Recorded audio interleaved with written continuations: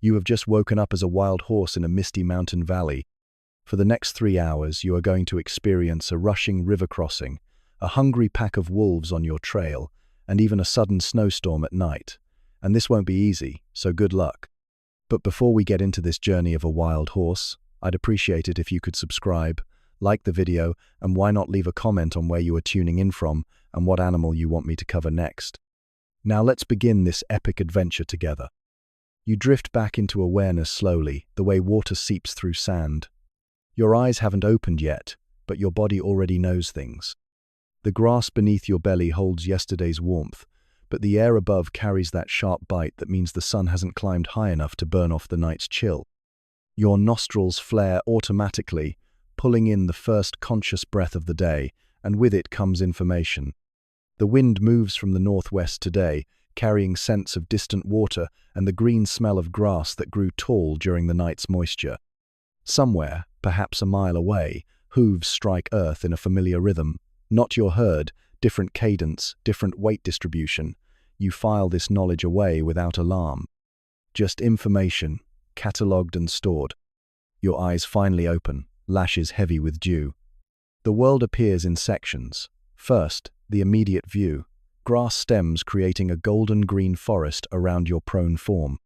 Each blade catches early light, some bent with water droplets that will vanish within the hour. Your focus shifts, adjusting to take in the middle distance where your herd members stand in their loose formation. Maria, the lead mare, stands 30 feet away with her head raised, ears rotating like satellite dishes. She's already been awake for minutes, maybe longer. Her vigilance gives the rest of you permission to wake slowly. The grass sea stretches beyond your small circle of familiar bodies. Prairie extends in every direction, rolling in gentle swells that mirror ocean waves. In this light, with morning mist rising in thin columns, you can almost believe you're at the bottom of some vast, breathing body of water. The grass moves constantly, responding to air currents you can feel against your hide, but can't always predict. Sometimes the movement travels toward you in visible lines, like something large pushing through the vegetation. Other times, the entire field seems to pulse as one organism. Your internal clock tells you the sun sits about 15 degrees above the eastern horizon. This isn't knowledge you think about consciously. Instead, it arrives as a feeling, a sense of time's position that connects to hunger, to the urge to move, to the day's schedule written in instinct. Your shadow falls long and thin to the west, but it's already beginning its slow rotation toward the north. Rising requires consideration. You've been lying on your right side, legs folded beneath your barrel, head resting against the earth. Each joint must be consulted before movement begins. The shoulder that bore your weight through the night speaks first, reporting stiffness that will work itself out with motion. Your hips announce their readiness with small muscular adjustments. The process can't be rushed. A horse who rises too quickly signals panic to the herd, and panic spreads faster than fire through dry grass. You shift your weight forward, bringing your front legs beneath your chest. The movement creates small sounds. Leather on leather as hide moves across itself, the soft displacement of grass, the quiet rush of breath through your nostrils. These sounds form part of the morning's natural symphony. Somewhere to your left, Thomas is performing his own rising ritual, accompanied by a jaw-cracking yawn that ends in a gentle nicker. Finally, upright, you take inventory. All 4 legs report for duty. The left rear still carries a memory of yesterday's stone bruise, but the discomfort has faded to a whisper. You test each hoof against the earth, feeling for the give and resistance that tells you about ground conditions. The soil holds moisture from night's dew, but not enough to create mud. Good footing for the day ahead. Your first real look around confirms what your other senses already reported. The herd remains intact.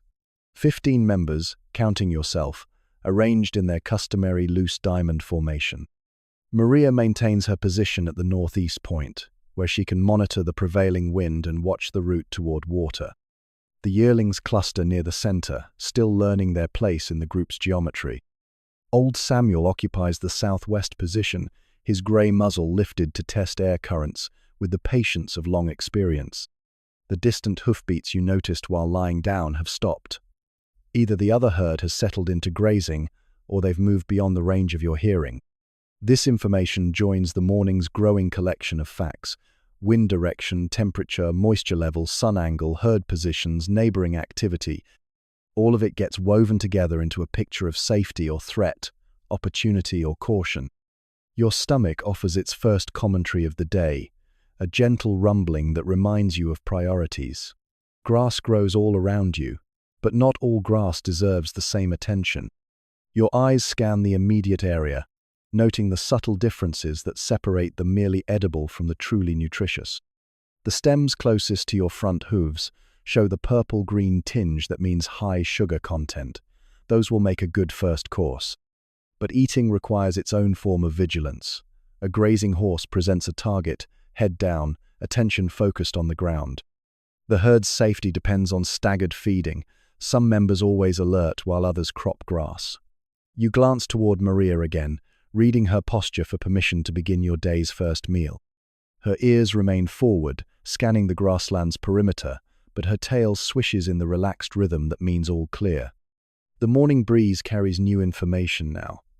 Somewhere upwind, perhaps beyond the next rise, wildflowers have begun their daily opening. Their sweetness mixes with grass scent and the clean smell of water still hours away.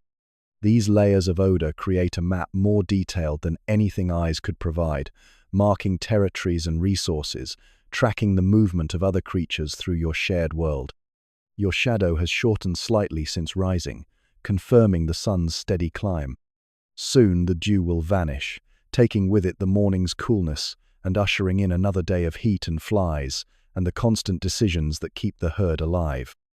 But for now, in these suspended moments between night and day, you stand in the grass sea and let your senses paint the world in colors deeper than any rainbow. First light grazing. The first bite of morning grass carries the concentrated sweetness of night's moisture. Your lips work with practiced precision, selecting individual stems from the cluster at your feet. Not the thick, coarse blades that offer bulk but little nutrition, not the yellowed stalks that speak of plants past their prime. Instead, you choose the tender shoots, green with chlorophyll and heavy with the sugars that will fuel your massive body through the day ahead. Your incisors close around the selected stems with a sound like paper tearing. The grass yields cleanly, leaving neat cuts that won't damage the plant's ability to regrow. This matters, though you don't think about conservation in human terms. Instead, your grazing patterns follow instincts refined over millions of years, ensuring that the grassland that feeds you today will continue to feed you tomorrow. The torn grass moves to the back of your mouth where your molars wait. These aren't the sharp teeth of a predator, but broad, flat surfaces designed for grinding. The first chew releases more sweetness, along with the green taste that signals proper nutrition. Your jaw moves in the characteristic side-to-side motion, molars sliding across each other like millstones, breaking down cellulose walls and releasing the plant's stored energy. 27 chews. The number arrives without counting, another piece of inherited wisdom. Grass properly processed takes time, and time spent chewing is time invested in survival. Your digestive system works differently than that of creatures who can afford to bolt their food. Every blade must be thoroughly ground before it continues its journey through your four-chambered stomach system. The first swallow of the day carries particular satisfaction. You feel the processed grass move down your throat, beginning its long journey through your body's complex processing system. In your stomach, acids wait to continue the breakdown that began in your mouth. Beneficial bacteria stand ready to tackle the cellulose that your own enzymes cannot handle. The entire process will take hours, but it will extract every possible calorie from what most animals would consider inedible. Your head moves 3 steps to the left, following the patch of prime grazing. This too happens without conscious thought. Your eyes identify the next cluster of desirable grass while your mouth still works on the previous selection. Efficiency governs every movement. In a world where predators could appear at any moment, a horse who wastes time wastes life. The second bite brings different flavors. These stems grew in soil with different mineral content, perhaps where underground water runs closer to the surface. Your tongue identifies traces of iron, selenium, and other elements your body craves. Some horses develop cravings for specific minerals, seeking out particular patches of earth or unusual plants. You've seen Samuel spend entire afternoons licking at a salt deposit exposed by last year's erosion. Around you, the rest of the herd has begun their own morning feeding. The sound creates a gentle percussion, the tear of grass, the steady grinding of molars, the occasional shuffle of hooves as someone moves to a new patch. These sounds mean safety. A silent herd means danger, every head raised in alarm. A feeding herd means the world remains as it should be. Your peripheral vision tracks the movements of your nearest neighbors. Elena, a young mare with ambitions of leadership, grazes 15 feet to your right. Her feeding pattern shows inexperience. She takes larger bites, moves more frequently, and chews with less thoroughness. She'll learn, or she'll suffer the consequences of poor nutrition. The grassland teaches harsh lessons to those who don't listen. The yearling Thomas stays close to his mother, mimicking her grazing pattern. He's reached the age where grass provides most of his nutrition, but he still seeks the security of her presence. Occasionally he'll sample a plant his mother rejects, testing his developing palate against her experienced judgment. When he chooses poorly, his expression shows unmistakable disgust, ears pinned back as he spits out whatever bitter or toxic plant he's discovered. Your own mother taught you these same lessons years ago, though the memories have faded to impressions rather than clear pictures. The knowledge remains, though, encoded in your responses to different plants, different soil conditions, different seasons. You know to avoid the blue-green stems that appear after heavy rains, carrying a toxin that causes staggers. You know to seek out the red-tinged grasses that grow in areas where large animals have died, their decomposing bodies enriching the soil with nitrogen. The sun climbs higher, and with it comes the day's first warmth. The dew begins its retreat, droplets shrinking and disappearing as the air's capacity for moisture increases. Soon the grass will lose its night sweetness, becoming tougher and less palatable as plant sugars concentrate into defensive compounds. But for now, in these precious morning hours, the grazing remains prime. Your stomach offers a small rumble of satisfaction. The first phase of filling has begun, but you're still far from the 20 to 30 pounds of grass you'll consume before the day ends. Your body carries the memory of lean times, seasons when grass grew short and nutrition came hard. Those memories drive you to eat steadily when food is abundant, storing energy in layers of fat that might mean the difference between life and death during the next drought. The mechanical rhythm of grazing settles into your bones. Bite, chew, swallow, step. Bite, chew, swallow, step. The pattern has its own meditation, a moving prayer that connects you to the earth and the life it provides. Your breathing synchronizes with the rhythm, drawing in the sense of morning air and growing things. Maria lifts her head, ears swiveling toward the eastern horizon. The rest of the herd notices immediately, but her posture carries no alarm. She's simply checking, fulfilling her responsibility to monitor the world beyond the immediate grass. After a moment, she returns to feeding, and the herd's tension releases like a held breath. The grass beneath your hooves shows the marks of your feeding, neat cuts at consistent heights, evidence of your systematic approach to nutrition. Other creatures will benefit from your work. Insects will find easier access to lower grass layers. Small mammals will use the cropped areas for navigation. The grassland ecosystem depends on grazers like yourself to maintain its health and diversity. Your jaw muscles work with increasing efficiency as they warm up, the mechanical action becoming smoother and more powerful. The taste of grass changes subtly as your mouth adjusts to the day's first meal, saliva composition shifting to optimize digestion. Everything in your body works together, a biological machine evolved for the single purpose of extracting life from plants. The morning's first hour of grazing ends not with a decision but with a gradual awareness that it's time to move. Your immediate area has been systematically harvested, and continuing to graze here would mean accepting lower quality nutrition. Better to move now, while the sun still sits low enough to keep the grass tender, while the day's heat hasn't yet begun. It's assault on your hide and your energy. Waterhole ritual. The pull toward water begins as a whisper in your consciousness, barely noticeable at first beneath the rhythm of grazing.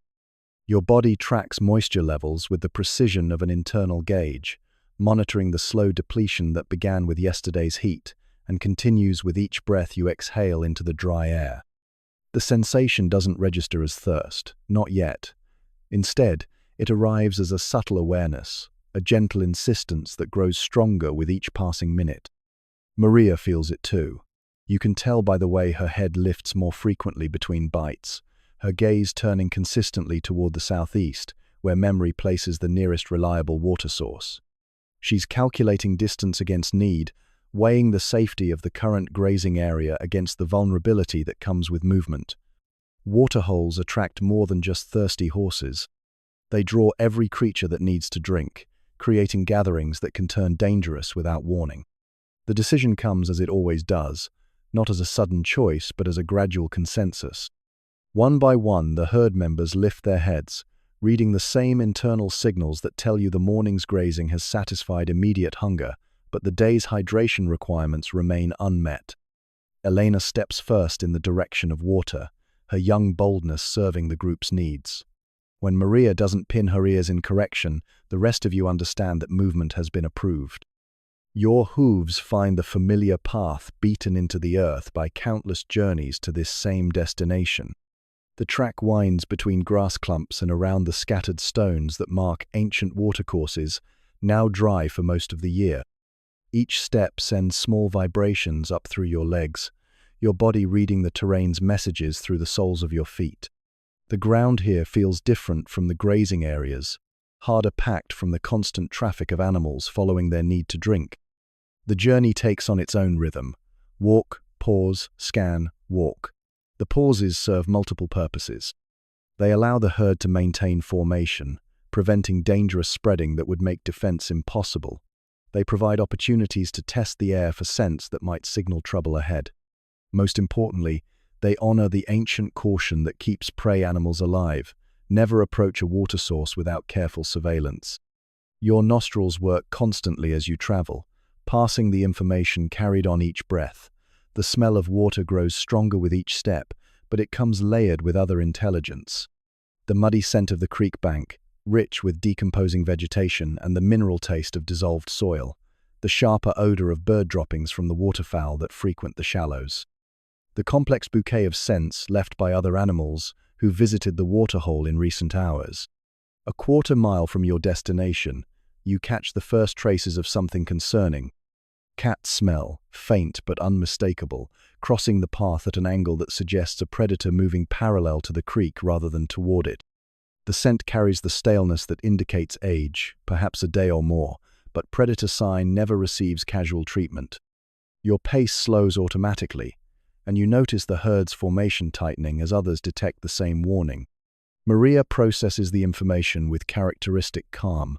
Her head rises higher, ears forward, but she doesn't signal immediate retreat. Instead, she adjusts the approach route, leading the group along a path that will bring you to the water from upstream, where the wind will carry any fresh danger scents directly to your vigilant nostrils. The detour adds distance but purchases safety, a trade any experienced horse makes without question. The sound of moving water reaches you before the creek becomes visible. It's a gentle murmur rather than a rush, indicating the low water levels typical of late summer. Good news and bad news combined. Low water means easier drinking, no need to navigate treacherous banks or wade into depths that could hide threats. But it also means concentrated activity, all the area's wildlife forced to use the same limited access points. Your first glimpse of the waterhole confirms expectations. The creek has narrowed to a channel barely wider than your body, flowing between banks that rise only inches above the water level. The familiar depression where countless hooves have worn away the bank creates a natural drinking platform, its edges softened by mud that holds the tracks of yesterday's visitors. Deer prints, the hand-like marks of raccoons, the surprisingly delicate impressions left by the local fox family, but no fresh cat tracks. Your eyes scan the area methodically, checking not just the immediate banks but the surrounding grass where a predator might wait in ambush. The vegetation shows no signs of recent disturbance, no places where a heavy body has pressed down the stems, or where nervous movement has created unusual patterns in the growth. Maria approaches the water's edge first, as protocol demands. Her hooves test the bank's stability with each step, reading the ground's firmness through her sensitive feet. Mud can hide dangerous soft spots that might trap a hoof or cause a fall, and a fallen horse at a waterhole becomes an easy target for any predator bold enough to take advantage of such vulnerability. The water itself appears clean, moving fast enough to avoid stagnation but not so swift as to indicate recent storms upstream. Its surface reflects the morning sky in fragments broken by tiny ripples, each disturbance catching light and scattering it in brief sparkles. The sight triggers responses older than thought, evolutionary rewards for finding clean water that your ancestors coded into your nervous system millions of years ago. Your turn comes fourth in the drinking order, after Maria, Samuel, and Elena have each taken their measured portions. The hierarchy isn't cruel, simply practical. The most experienced horses drink first, their greater knowledge serving the herd's safety. If the water carries contamination, better that the dispensable members discover it than risk the leaders whose judgment keeps everyone alive.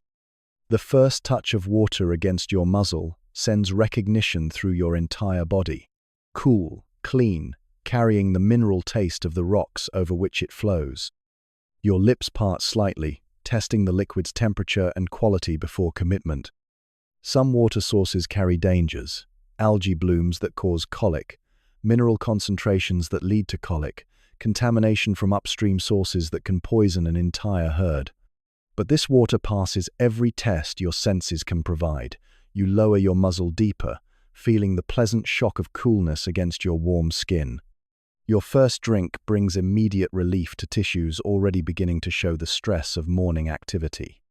The liquid flows down your throat with a satisfaction that reaches every cell, beginning the complex process of rehydration that will prepare your body for the day's remaining challenges.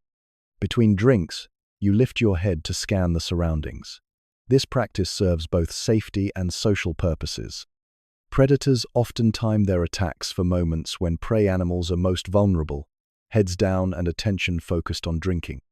But the breaks also allow you to monitor your herd mates, ensuring that everyone gets their turn and that no individual monopolizes the resource. The water carries information beyond mere hydration.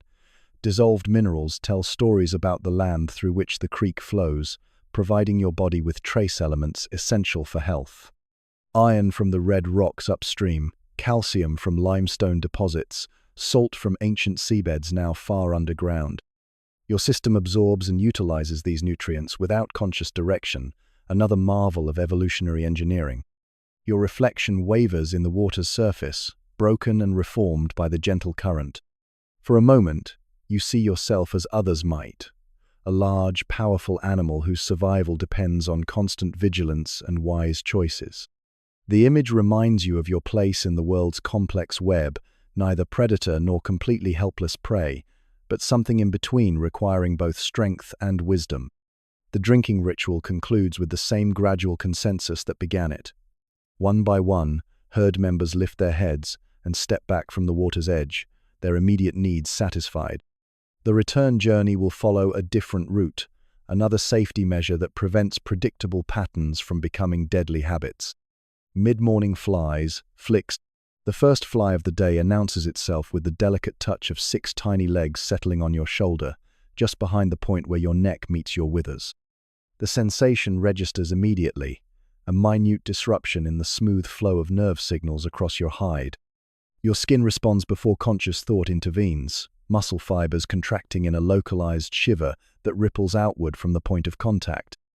The fly lifts off, circles once, and settles again 3 inches closer to your spine. This begins the day's long dance of irritation and response, a constant negotiation between your body's need for comfort and the insect world's relentless hunger for the salt and moisture your hide provides. The morning's cool air had kept most flying pests inactive, but the sun's climbing angle has awakened them to their daily assault on anything warm-blooded and available. Your tail sweeps across your flanks in the first deliberate anti-fly maneuver of the day. The long black hair moves with surprising precision, guided by muscles that can place each strand exactly where needed. The motion doesn't require conscious direction any more than breathing does. Instead, it flows from the same deep programming that governs heartbeat and digestion, automatic responses refined over millions of years of coexistence with biting insects. But flies learn too. The one on your shoulder times its approach to your tail's rhythm, landing during the brief pause between sweeps. Its proboscis extends toward your skin, seeking the microscopic moisture that beads constantly from your pores. The touch triggers another skin shiver, this one sharper and more focused. The fly maintains its grip, experienced enough to ride out the minor earthquake of your defensive response. A second fly joins the first, then a third. They seem to communicate through means you can't detect, their arrival coordinated as if responding to some signal invisible to your senses. Soon a small constellation of irritants decorates your hide, each one a tiny anchor point of annoyance that demands response. Your left hind leg rises in the classic fly kick, hoof describing a precise arc that brings it into contact with your belly just behind your ribcage.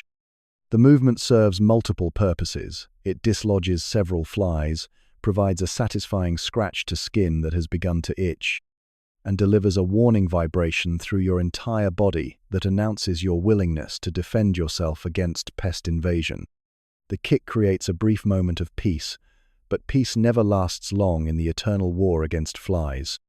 They regroup and return with reinforcements, their tiny brains apparently incapable of learning that your hide offers nothing but frustration. Or perhaps they do learn, but hunger overrides wisdom just as it does in larger creatures faced with necessary risks. Elena has developed her own anti-fly strategy, one that involves rolling. She selects a patch of ground with the right texture, neither too soft nor too hard, free of stones but with enough dust to coat her hide. Her preliminary inspection takes several minutes, hooves testing the soil's give, nostrils checking for any scents that might indicate recent predator activity. Rolling requires complete vulnerability, and the decision to indulge must be made carefully. When she finally commits to the roll, the process unfolds with surprising grace. Elena folds her legs and lowers her massive bulk to the ground, then rocks sideways until gravity takes over. The movement that follows looks chaotic but serves precise purposes.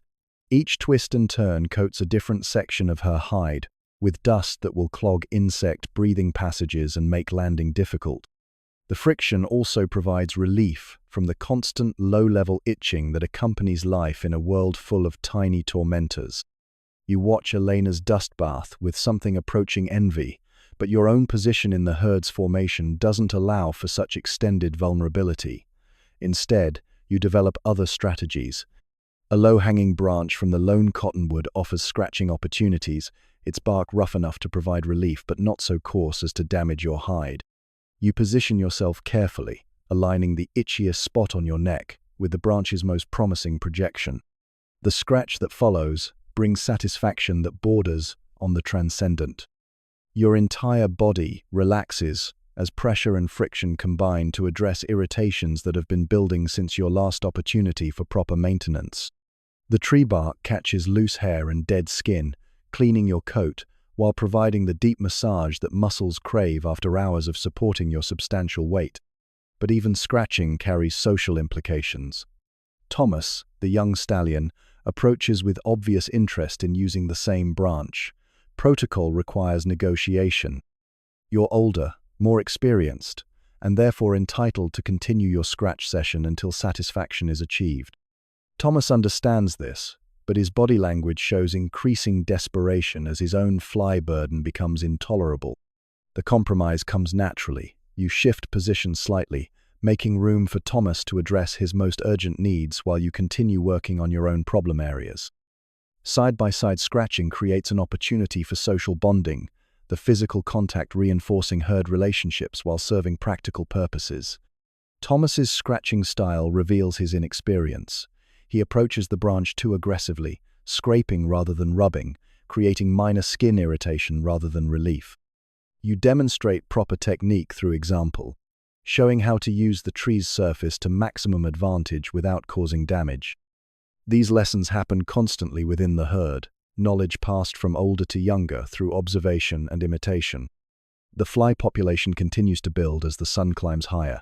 Different species prefer different times of day, and the morning shift gives way to more aggressive varieties as temperatures rise. Deer flies with their painful bites, horse flies large enough to create audible buzzing, and the tiny gnats that seek out the moisture around your eyes and nostrils. Each type requires different defensive strategies. Your ears become weapons in the fight against small tormentors. The constant rotation and flicking motion serves the dual purpose of monitoring environmental sounds and discouraging flies from settling near your head. Ears can target specific areas with remarkable precision, creating air currents that make landing difficult for even the most determined insects. Occasionally, the annoyance level builds beyond what passive resistance can handle.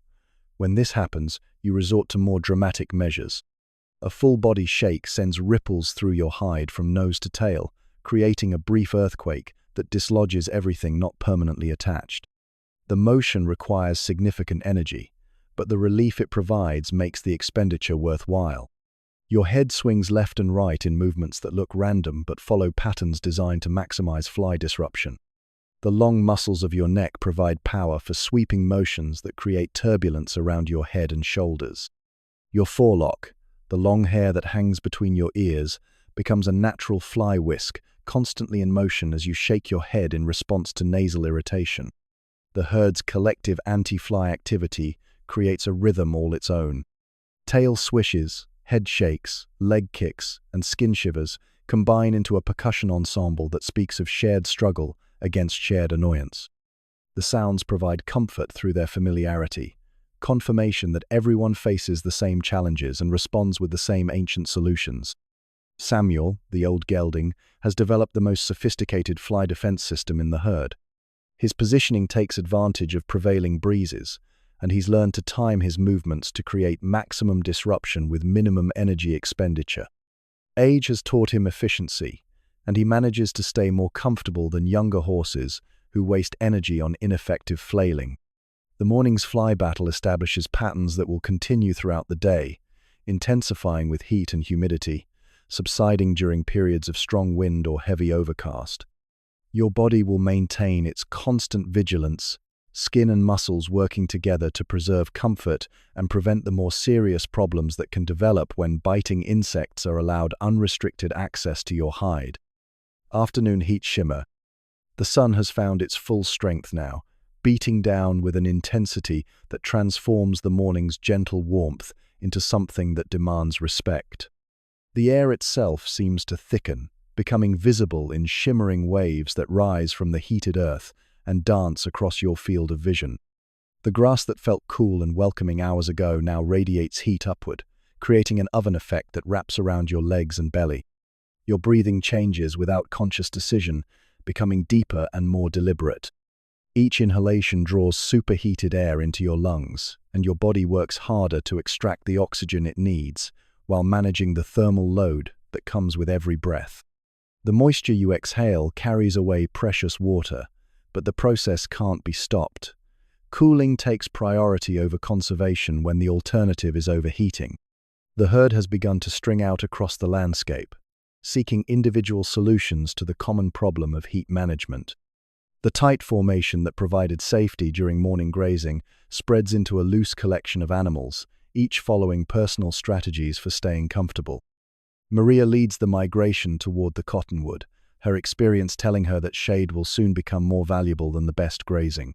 Your internal temperature gauge registers the subtle but significant climb that signals the beginning of heat stress. Not dangerous yet, but approaching the threshold where action becomes necessary. Your heart rate increases slightly, not from exertion but from the cardiovascular adjustments needed to move heated blood from your core to your extremities, where it can release thermal energy to the surrounding air. The first beads of sweat appear along your neck, tiny droplets that catch the light like scattered diamonds. Sweating represents your body's most sophisticated cooling mechanism, but it comes at a cost. Each drop carries away water and salt that will need replacement, and your internal monitoring systems track the mounting deficit even as they authorize continued moisture loss. Your hide has become a complex thermal management system, blood vessels dilating near the surface to bring heated blood into contact with air currents, while deeper tissues work to insulate vital organs from temperature extremes. The process happens automatically, but you can feel its effects as warmth spreads through your body in waves, each pulse bringing relief to overheated muscles. The cottonwood's shade beckons like a cool oasis in the growing furnace of afternoon, but reaching it requires crossing 30 yards of open ground where the sun's assault will be unrelenting. You calculate the cost against the benefit, balancing the energy expenditure of movement against the relief that waits beneath the tree's protective canopy. The decision comes when a cloud passes overhead, providing temporary relief that makes movement possible. You step quickly but deliberately toward the shade, hooves finding the path that will minimize exposure time. The brief respite of cloud shadow feels like diving into cool water, your body sighing with relief even as it prepares for the thermal shock of returning to direct sunlight. Other herd members have had the same inspiration. The space beneath the cottonwood becomes contested territory, not through aggression, but through the subtle negotiations that govern all herd resource allocation. Maria claims the choicest spot, naturally, where the shade falls deepest and air currents provide the most cooling. The rest of you arrange yourselves according to social hierarchy and practical considerations. Your chosen position offers decent shade coverage and places you downwind from the others, ensuring access to whatever cooling breeze might develop. The ground beneath the tree feels marginally cooler than the surrounding prairie, though the difference may be more psychological than physical. Still, every degree matters when your body works so hard to maintain stable internal temperature.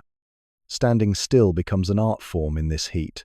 Too much movement generates internal heat that overwhelms your cooling systems. Too little movement allows blood to pool in your extremities, reducing the circulation that carries heat away from vital organs. You develop a gentle rocking motion, shifting weight from leg to leg, that maintains circulation without creating excess thermal load. Your tail works overtime now, but its function has evolved beyond fly control. Each sweep moves air across your flanks, creating tiny breezes that enhance evaporative cooling. The motion becomes hypnotic, synchronized with your breathing and heartbeat, part of the physiological symphony that keeps you functional in conditions that would overwhelm less adapted creatures. The landscape itself seems to pulse with heat. Distant objects waver as if seen through water, their outlines softened by the thermal distortion that rises from superheated surfaces. The effect makes depth perception difficult, turning the normally predictable prairie into something alien and unstable. Your eyes water slightly as they struggle to focus through the shimmering air. Water loss accelerates as the heat builds. Your mouth feels increasingly dry despite the morning's drink, and your body begins to signal the need for another trip to the creek. But the sun's position tells you that peak heat still lies ahead, and moving now would mean abandoning shade for a journey across exposed ground. Better to wait, endure, and make the water run during the late afternoon when shadows begin to lengthen. Your breathing pattern shifts again, becoming shallower and more rapid. This change reduces the volume of superheated air entering your lungs while maintaining adequate oxygen exchange. The adjustment happens automatically, controlled by systems that monitor blood chemistry and respond to changing conditions without requiring conscious oversight. Elena has found a different solution to the heat problem.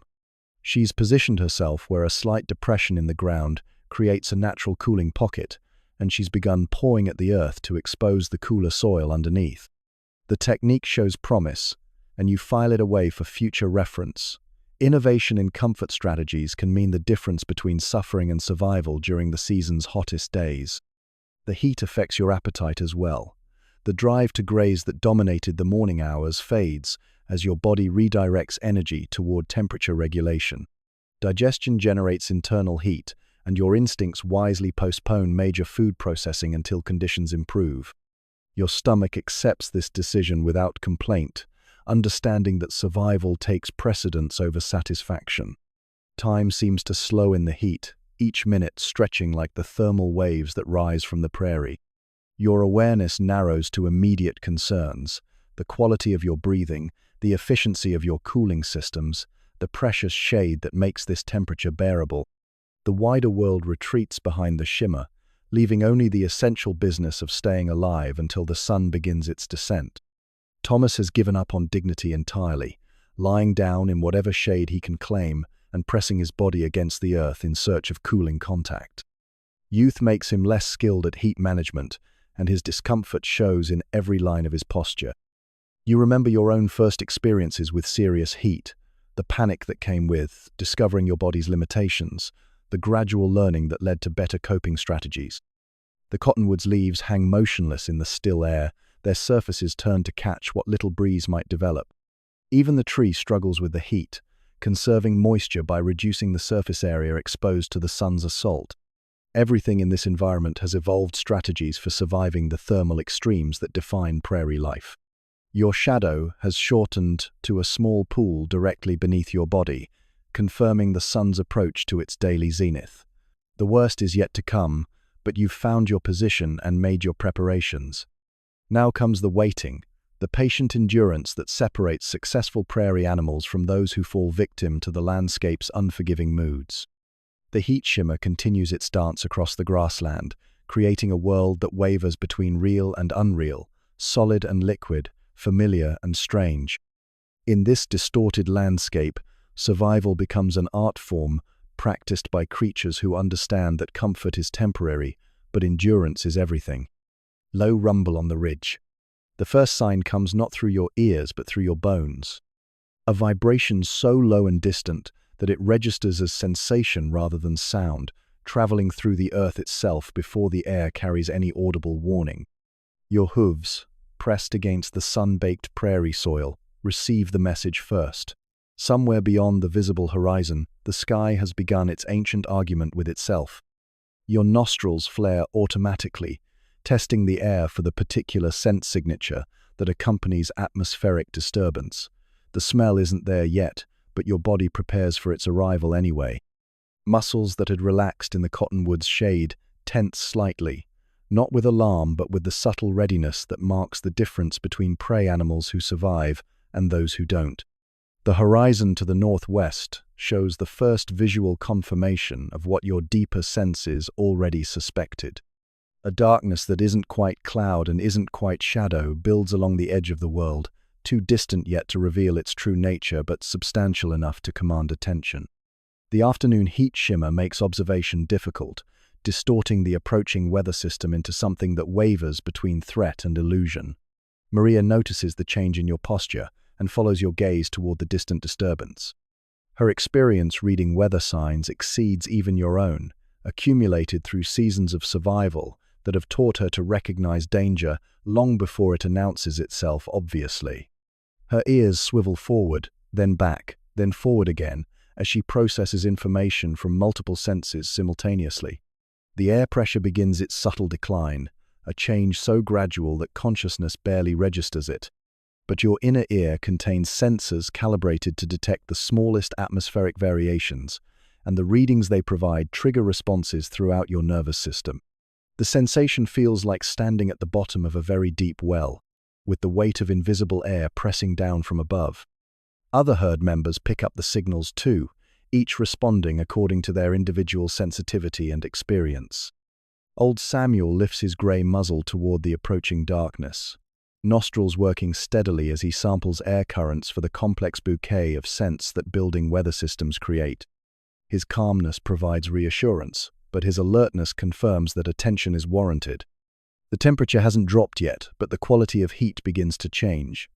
The relentless dry burning that characterized the peak afternoon gives way to something heavier and more oppressive. Humidity climbs imperceptibly as distant moisture begins its slow migration across the prairie, still hours away, but already influencing the local atmosphere in ways your body reads instinctively. Thunder remains beyond the range of hearing, but electromagnetic effects precede the storm's audible announcements by many miles. The hair along your mane responds to static charges building in the distant atmosphere. Individual strands lifting slightly from your neck in responses to forces that won't be explained by human science for millions of years. Your tail switches with increased frequency, responding to the same electrical influences.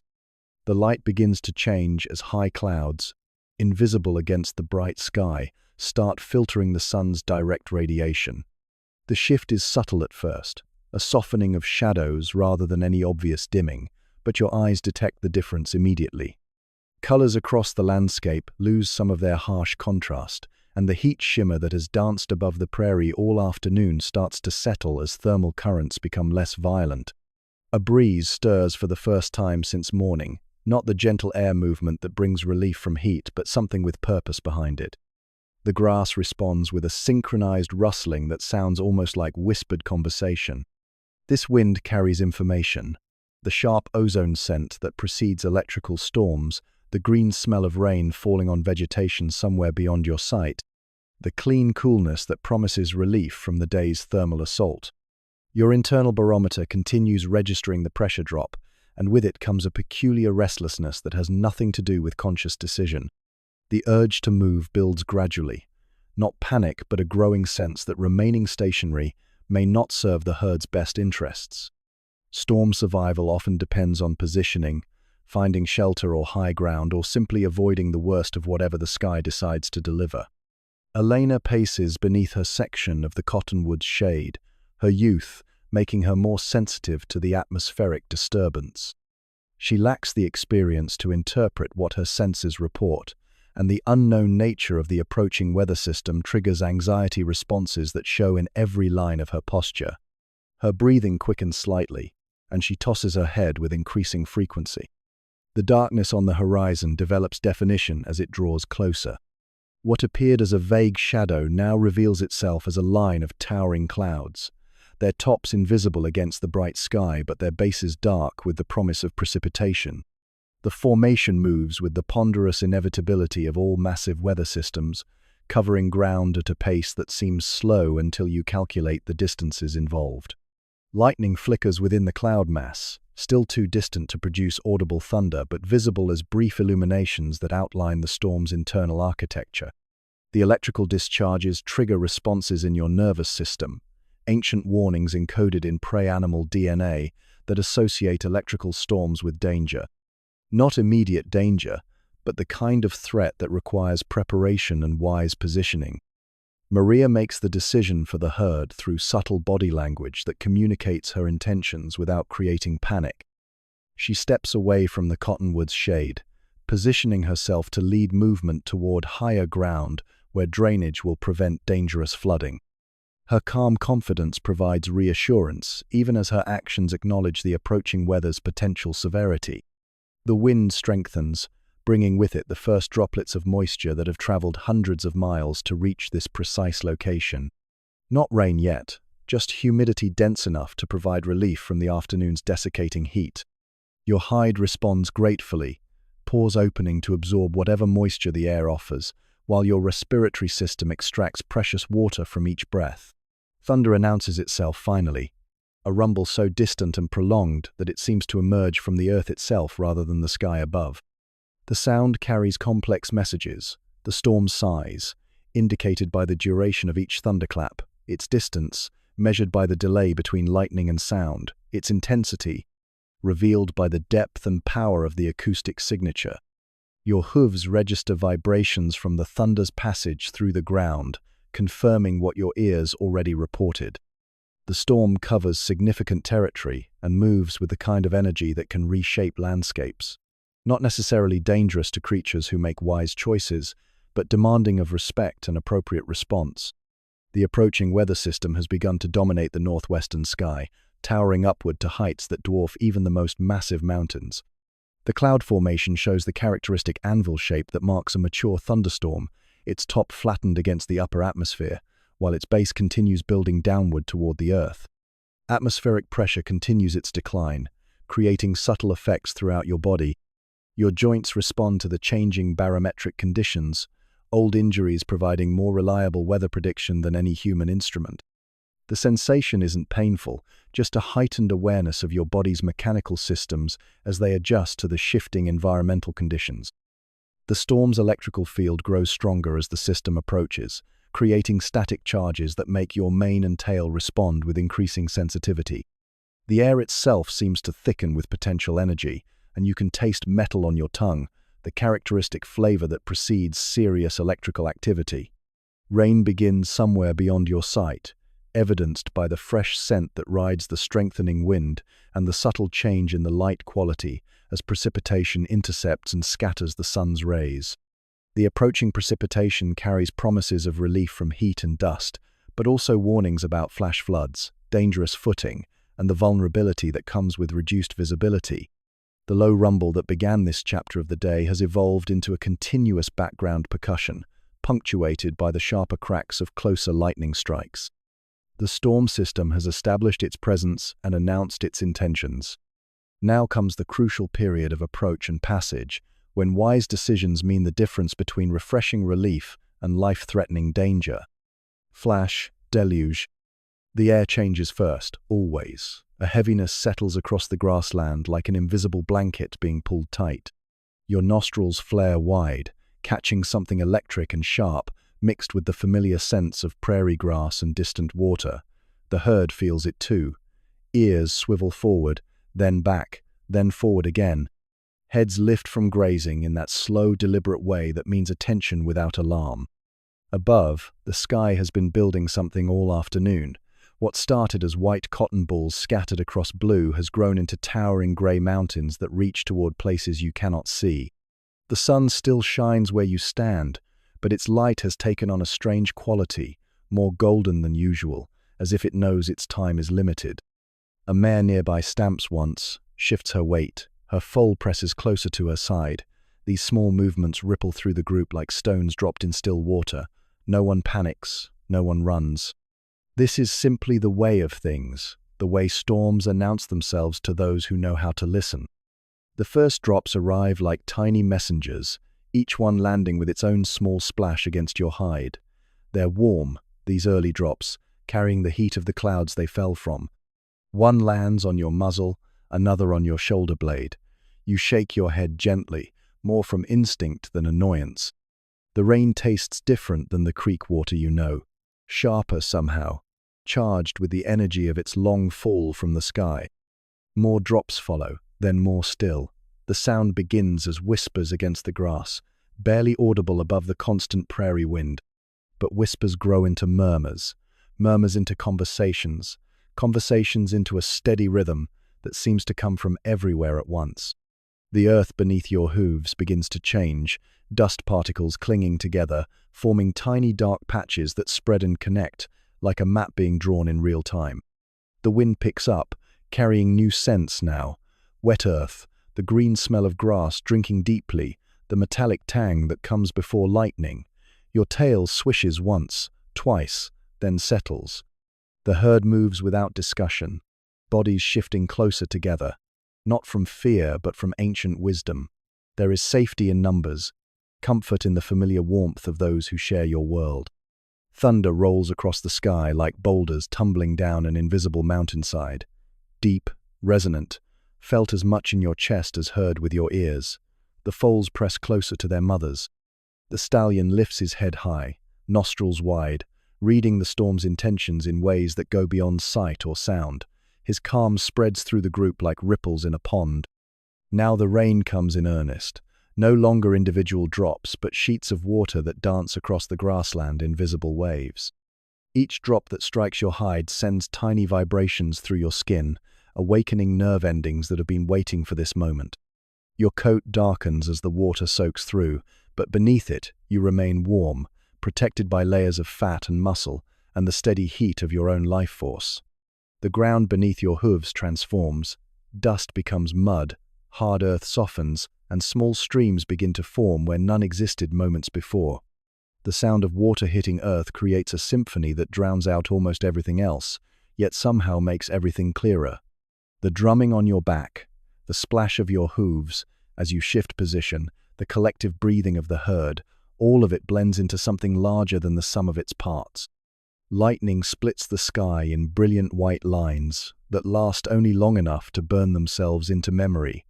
For that brief moment, the world becomes a photograph, all sharp edges and stark contrasts. The prairie grasses bend and sway like dancers frozen mid-step. The other horses stand like statues carved from shadow and light. Then darkness returns, and the thunder follows, shaking the very air you breathe. But you do not flee. None of you do. This is not your first storm, nor will it be your last. You have learned, as your ancestors learned, that some forces are too vast to fight and too powerful to fear. Instead, you stand together, letting the rain wash over you, letting the wind tangle your mane, letting the lightning illuminate the edges of your world before returning it to darkness. The storm's intensity ebbs and flows like breathing. moments of fury followed by moments of gentleness, as if the sky itself is learning how to reign. During the quiet interludes, you can hear the soft nickers of reassurance passing between mother and foal, the gentle shuffling of hooves in mud, the contented sighs of those who have made peace with being wet. And gradually, as all storms must, this one begins to spend its energy. The lightning moves further away, the thunder becomes a distant conversation rather than a present argument. The rain continues, but softer now, more like a friend's touch than a stranger's demand. The air smells clean, washed, full of possibilities that didn't exist before the clouds opened. Standing there in the aftermath, water dripping from your mane and tail, you feel something that has no name but is perfectly understood.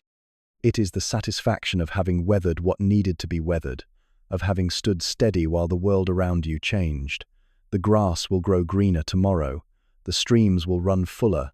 The earth will remember this gift of water long after the clouds have moved on to other skies. This is the way of storms, and this is the way of horses. Both know when to be fierce and when to be gentle, when to move and when to stand still, when to fight and when to simply endure until the storm passes and the sun returns to reclaim its place in the sky. Rival on the wind. The scent arrives before anything else, carried on the morning breeze like a message written in a language older than words. Your head lifts from the sweet grass, nostrils flaring wide to pull in every molecule of information the wind offers. It's unmistakable, this smell, male, strong, unknown, and moving this way. The stallion who leads your band catches it too. His entire body changes in an instant, muscles shifting beneath his dark coat like water moving under ice. His neck arches higher, his tail flags slightly, and his ears lock forward with the intensity of a hunter who has spotted prey. But this is not about hunting. This is about something far more primal, far more personal. The mares sense the change without needing to understand its source. Heads lift throughout the group, eyes scanning the horizon for whatever has captured their protector's attention. The foals press closer to their mother's sides, instinctively knowing that when the adults grow alert, safety lies in proximity. The yearlings cluster together, old enough to sense danger, but too young to know what form it might take. There, emerging from the low rise that marks the eastern edge of your territory, a silhouette appears. At first, just a dark shape against the pale morning sky, but as he draws closer, details begin to emerge. He is large, this stranger, perhaps slightly larger than your own stallion. His coat gleams in the early light, muscles moving with the fluid grace of one who knows his own power. His mane flows behind him like a banner, and even at this distance, you can see the proud arch of his neck, the confident swing of his stride. Your stallion moves forward, placing himself between the approaching stranger and his family. There is no hesitation in this movement, no moment of doubt or fear. This is what he was born for, what every instinct in his body has been preparing him for since the day he first drew breath. His hooves drum against the earth in a rhythm that speaks of ownership, of territorial rights, of lines that shall not be crossed. The stranger slows his approach but does not stop. His own posture mirrors that of your protector, neck arched, tail held high, every muscle announcing his presence and his intentions. He calls out then, a sound that cuts through the morning air like a blade through silk. It is not quite a whinny, not quite a scream, but something between the two, something that carries challenge and invitation in equal measure. Your stallion answers, his own voice rising to meet the challenge. The sound sends shivers through the watching herd, not from fear but from recognition of something ancient and inevitable. This is the way disputes are settled in your world, not through stealth or cunning but through open declaration of intent. Let there be no misunderstanding about what is at stake here. The two males begin to circle each other, maintaining a distance that speaks of respect for each other's power while making clear their unwillingness to back down. They move with the careful precision of dancers, each step calculated, each gesture loaded with meaning. The stranger paws the ground, sending clods of earth flying behind him. Your stallion responds in kind, his own hooves striking the earth with sounds like thunder. They are magnificent, both of them, caught in this ritual that is older than memory. Their coats gleam with health and strength, their eyes bright with the fire of competition. Steam rises from their bodies as adrenaline heats their blood, and their breathing comes in sharp snorts that cloud the cool morning air. This is what they were made for, these moments when everything else falls away except the pure test of will against will, strength against strength. The circling continues, each revolution bringing them slightly closer to the inevitable clash. They size each other up with the calculating gaze of warriors, noting weak points, assessing advantages, measuring the commitment in each other's eyes. Your stallion's experience shows in the economy of his movements, the way he conserves energy while still projecting power. The stranger's youth shows in his eagerness, the slight tremor of barely contained energy that runs through his frame. Finally, as if by some unspoken signal, they rear. 2 tons of muscle and bone rising into the air, front hooves striking out like clubs, teeth bared in grimaces that could tear flesh from bone. They crash together with a sound like trees falling, hooves seeking purchase on shoulders and necks, teeth snapping for any available target. The earth trembles beneath their weight as they grapple, neither able to gain a decisive advantage. They separate, circle again, rear again. This time your stallion's experience shows as he twists at the last moment, avoiding the worst of the stranger's attack while landing a solid blow of his own. The challenger staggers but does not fall, recovering quickly and launching his own counterattack with renewed fury. The battle continues in waves, moments of fierce contact followed by periods of cautious circling. Both horses stream with sweat now, their breathing loud and labored, but neither shows any sign of backing down. The stranger is strong, perhaps even stronger than your protector, but strength alone is not enough. Your stallion has something the challenger lacks, knowledge of what he fights for. Every mare in the herd, every foal at their sides, every member of the family he has protected through harsh winters and dry summers, they are all here in this moment with him. Their safety, their future, their very lives depend on the outcome of this contest, and that knowledge, that responsibility, gives him a strength that goes beyond muscle and bone. The end, when it comes, arrives not with dramatic fury but with a moment of perfect understanding. The stranger, breathing hard, stands with his head lowered, no longer meeting your stallion's eyes. It is not defeat, exactly, but acknowledgement. He has tested himself against a worthy opponent and found the measure of both his own strength and his opponent's. There is no shame in this recognition, only the wisdom that comes from understanding one's place in the world. Your stallion approaches, no longer aggressive but not yet friendly. He extends his muzzle toward the stranger, in a gesture that is part warning, part invitation. The message is clear. You are strong, you are worthy, but this family is mine to protect. Find your own territory, gather your own herd, but do not challenge what I have built here. The stranger lifts his head one final time, looks across the assembled mares and foals, then turns and trots away. His departure is neither hurried nor ashamed, but carries the dignity of one who has tested himself and learned something valuable in the process. He will find his own place in the world, as all must, but it will not be here. As the dust settles and the stranger disappears over the same rise from which he emerged, your stallion returns to his family. The mares nicker softly in greeting, the foals venture out from their mother's sides, and gradually the normal rhythms of the day reassert themselves. But something has changed. Some lesson has been learned about the price of safety and the strength required to maintain it. The grass still grows sweet and green, the sun still warms your backs, but now you all know a little more about the world beyond your small corner of it, and the vigilance required to keep that corner safe. Evening patches of quiet. The tension drains away slowly, like water seeping into thirsty earth. Your stallion stands where the stranger left him, sides still heaving from the contest, but already his posture begins to soften. The rigid arch of his neck relaxes by degrees. His ears swivel from their fixed forward position to resume their normal scanning of the world around him. Steam rises from his coat, where sweat meets the cooling evening air, and he shakes himself once, a full-body tremor that seems to cast off the last remnants of battle readiness. The mares approach him first, as they always do after such encounters. Not the bold, confident approach of normal times, but the careful, respectful advance of those who understand they have witnessed something significant. The lead mare reaches him first, extending her muzzle to touch his neck in a gesture that speaks of gratitude and recognition. One by one, the others follow, each offering their own silent acknowledgement of what he has done for them. You find yourself drawn into this ritual, moving closer until you too can breathe in his familiar scent, now mixed with the sharp smell of exertion and the fading traces of adrenaline. There is comfort in his solidity, in the steady rhythm of his breathing, as it gradually slows to normal. His presence has always meant safety, but now that safety feels newly earned, freshly proven. The foals, who pressed so close to their mothers during the confrontation, begin to venture out again.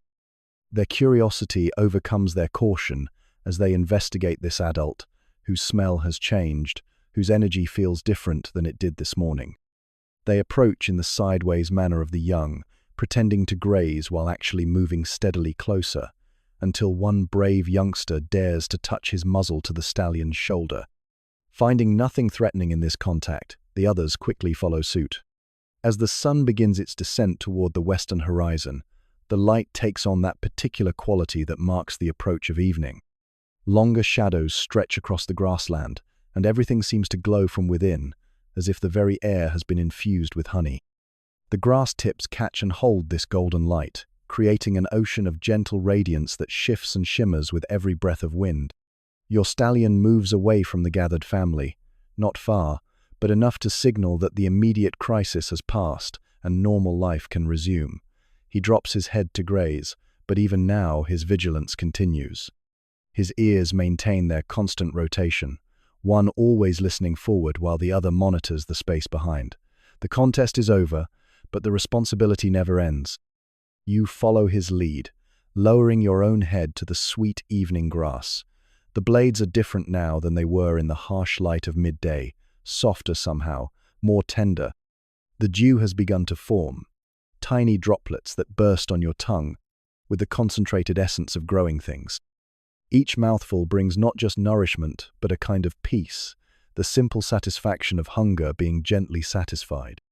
Around you, the herd settles into the familiar rhythms of evening grazing. The steady sound of teeth against grass creates a backdrop of contentment, punctuated by the occasional soft snort or the whisper of hooves shifting position. The yearlings, their nervous energy finally finding an outlet, engage in brief games of tag, racing short distances before returning to graze beside their elders. Their playfulness seems especially bright against the backdrop of the earlier tension, a reminder that life continues, that joy persists even in a world where strength must sometimes be tested. The insects begin their evening chorus as the temperature cools. Crickets call from hidden places in the grass, their songs joining the deeper drone of beetles and the high whine of the first mosquitoes venturing out for their nightly hunt. These sounds have accompanied your evenings for as long as you can remember, a familiar symphony that speaks of summer's abundance and the reliable cycle of day into night. A red-winged blackbird perches on a nearby fence post, its scarlet shoulder patches brilliant against its dark feathers. It calls once, a liquid note that seems to celebrate the peaceful scene spread before it. Other birds join in, the soft cooing of morning doves, the sharp cry of a hawk high overhead, the chattering of sparrows as they settle into their evening roosts. The world is full of voices, each adding its own note to the growing song of dusk.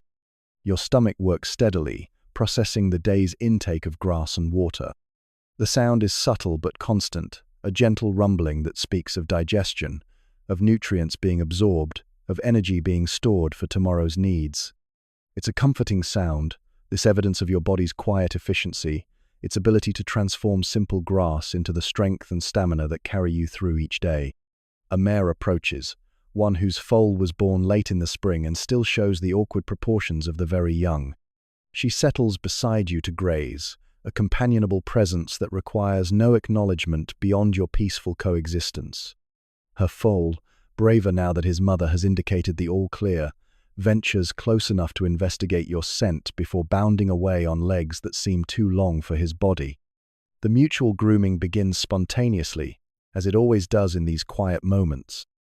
The mare beside you turns to nibble gently at your shoulder, working her teeth through your coat to find the spots that itch, the places you cannot reach yourself.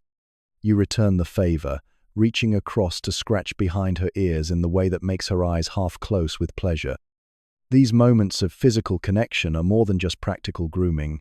They are the threads that weave the social fabric of your world. As the sun drops lower, the shadows grow longer, stretching across the grassland like fingers reaching toward the approaching night. The temperature begins its gradual descent, not yet cool but carrying the promise of the refreshing darkness to come. Your coat, still warm from the day's heat, will soon provide the perfect insulation against the night air. The stallion lifts his head from time to time, scanning the horizon with the automatic vigilance that never truly ends, but his posture remains relaxed, his movements unhurried. The challenge has been met and answered. The family remains intact. The territory holds secure. In this moment, in this golden light, in this patch of quiet carved out of an often turbulent world, all is as it should be. The grass continues to grow beneath your feet, the earth continues its ancient rotation, and you continue the timeless rhythm of grazing, resting, being present in this moment that holds within it all the peace the world has to offer. The evening stretches ahead, full of promise, and the deep satisfaction that comes from knowing your place in the grand scheme of things. Nightfield constellations. The moon rises like a silver coin tossed into the darkening sky, its light pale and clean against the deepening blue of twilight. You lift your head from the grass to watch its ascent, feeling something ancient stir in your bones at the sight. This is the same moon that has watched over countless generations of your kind, the same gentle guardian that has overseen the long nights of your ancestors stretching back to the beginning of time. The transition from day to night happens gradually, almost imperceptibly, like the slow turning of a great wheel. The golden light of evening fades to amber, then to deep orange, then to the rich purple that marks the true beginning of darkness. Stars begin to appear, first one, then another. Then suddenly the sky is full of them, tiny points of light scattered across the vast dome above like seeds thrown by an invisible hand. Your herd has settled into the rhythms of night, but these are different from the rhythms of day. There is no complete rest here, no abandonment to sleep as humans know it. Instead, there is a careful balance between vigilance and repose, a system of shared responsibility that has kept your kind alive through millennia of darkness and the dangers it might bring. The stallion takes the first watch, as he always does. His head remains high, ears constantly moving to catch the slightest sound that might signal trouble. His eyes scan the silvered landscape, noting every shadow, every movement of grass in the night breeze. The moon's light transforms the familiar grassland into something strange and beautiful, painting everything in shades of silver and black that exist nowhere in the daylight world. You doze standing, as horses have learned to do, your weight balanced perfectly on legs that remain locked in position even as your mind drifts towards sleep.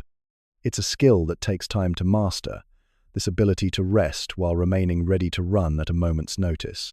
Your head drops low, your breathing slows, but some part of you remains alert, connected to the network of awareness that extends throughout the herd. The sounds of night are different from those of day. The cheerful calls of meadowlarks and the busy chatter of sparrows give way to the haunting call of an owl somewhere in the distance. Its voice carries across the grassland like a question being asked of the darkness, and after a moment, another owl answers from a different direction. Their conversation continues, a dialogue conducted in notes that seem to emerge from the very essence of night itself. Somewhere far off, a coyote yips, the sound wild and lonely in the vast space.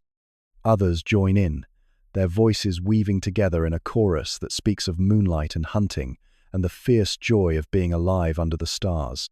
The sound makes your skin twitch slightly, not from fear but from the ancient recognition of wildness calling to wildness. These are not your enemies, these singers in the darkness, but they are reminders that the night belongs to more than just your peaceful herd. The stallion's ears flick toward the coyote song, monitoring its distance and direction. His body language remains calm, indicating that the pack is far enough away to pose no immediate threat. Still, he files the information away, adding it to the mental map he maintains of everything that moves within his territory. Knowledge is survival, and survival is the first responsibility of leadership. As the night deepens, the watch shifts. The lead mare lifts her head, shaking off the light doze that has refreshed her for the hours ahead. The stallion, sensing her alertness, allows his own vigilance to relax slightly. Not enough to sleep deeply, but enough to rest muscles that have been tense with responsibility since the sun set.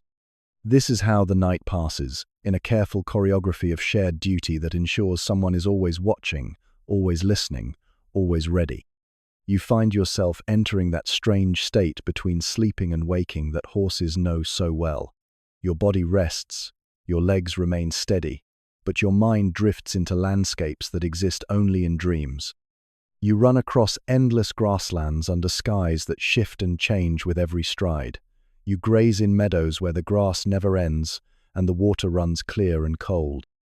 You stand beside other horses, some familiar, some unknown, all part of the great continuum of your kind. The dream running feels so real that your legs twitch slightly in response to the imagined movement. Your breathing quickens as if you were actually galloping across those infinite plains. But even in sleep, some part of you remains anchored to the waking world, ready to surface instantly if danger threatens. A shooting star streaks across the sky, a brief silver scratch against the darkness that appears and vanishes in the space of a heartbeat. You catch it at the edge of your vision, that sudden movement that makes your head lift slightly before you realize what you've seen. The star is gone, but its passage seems to leave something behind, a sense of vastness and possibility that makes the night feel suddenly larger than before. The constellations wheel slowly overhead, following their ancient paths across the sky. You don't know their names, but you know their presence, the comfort of their familiar patterns marking the passage of time. The Great Bear walks his eternal circle. The swan spreads her wings across the river of stars. The hunter rises in the east with his belt of 3 bright jewels. These are the same stars that guided your ancestors, the same lights that will shine long after you have returned to the earth that sustains you. The temperature drops as the night progresses, the heat of the day radiating up from the earth and dissipating into the clear sky. Your coat, which seemed almost too warm in the afternoon sun, now provides perfect insulation against the cool air. You shift slightly, adjusting your position to take advantage of the warmth generated by the other horses nearby. Body heat shared is body heat conserved, another lesson learned over countless generations.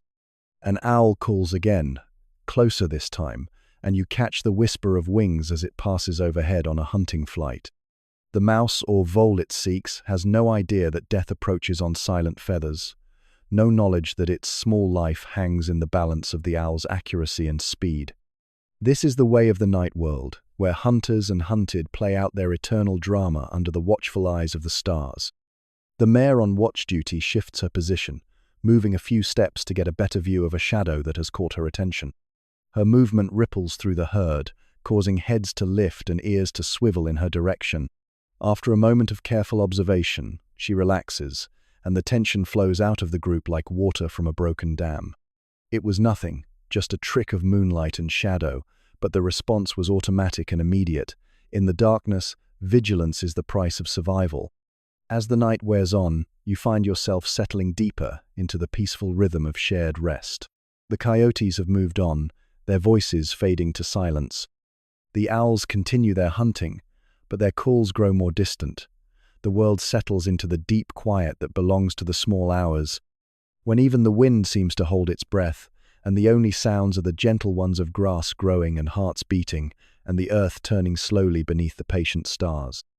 The moon climbs higher, smaller now but brighter, casting sharp shadows that define every blade of grass, every curve of sleeping horse, every fold in the landscape.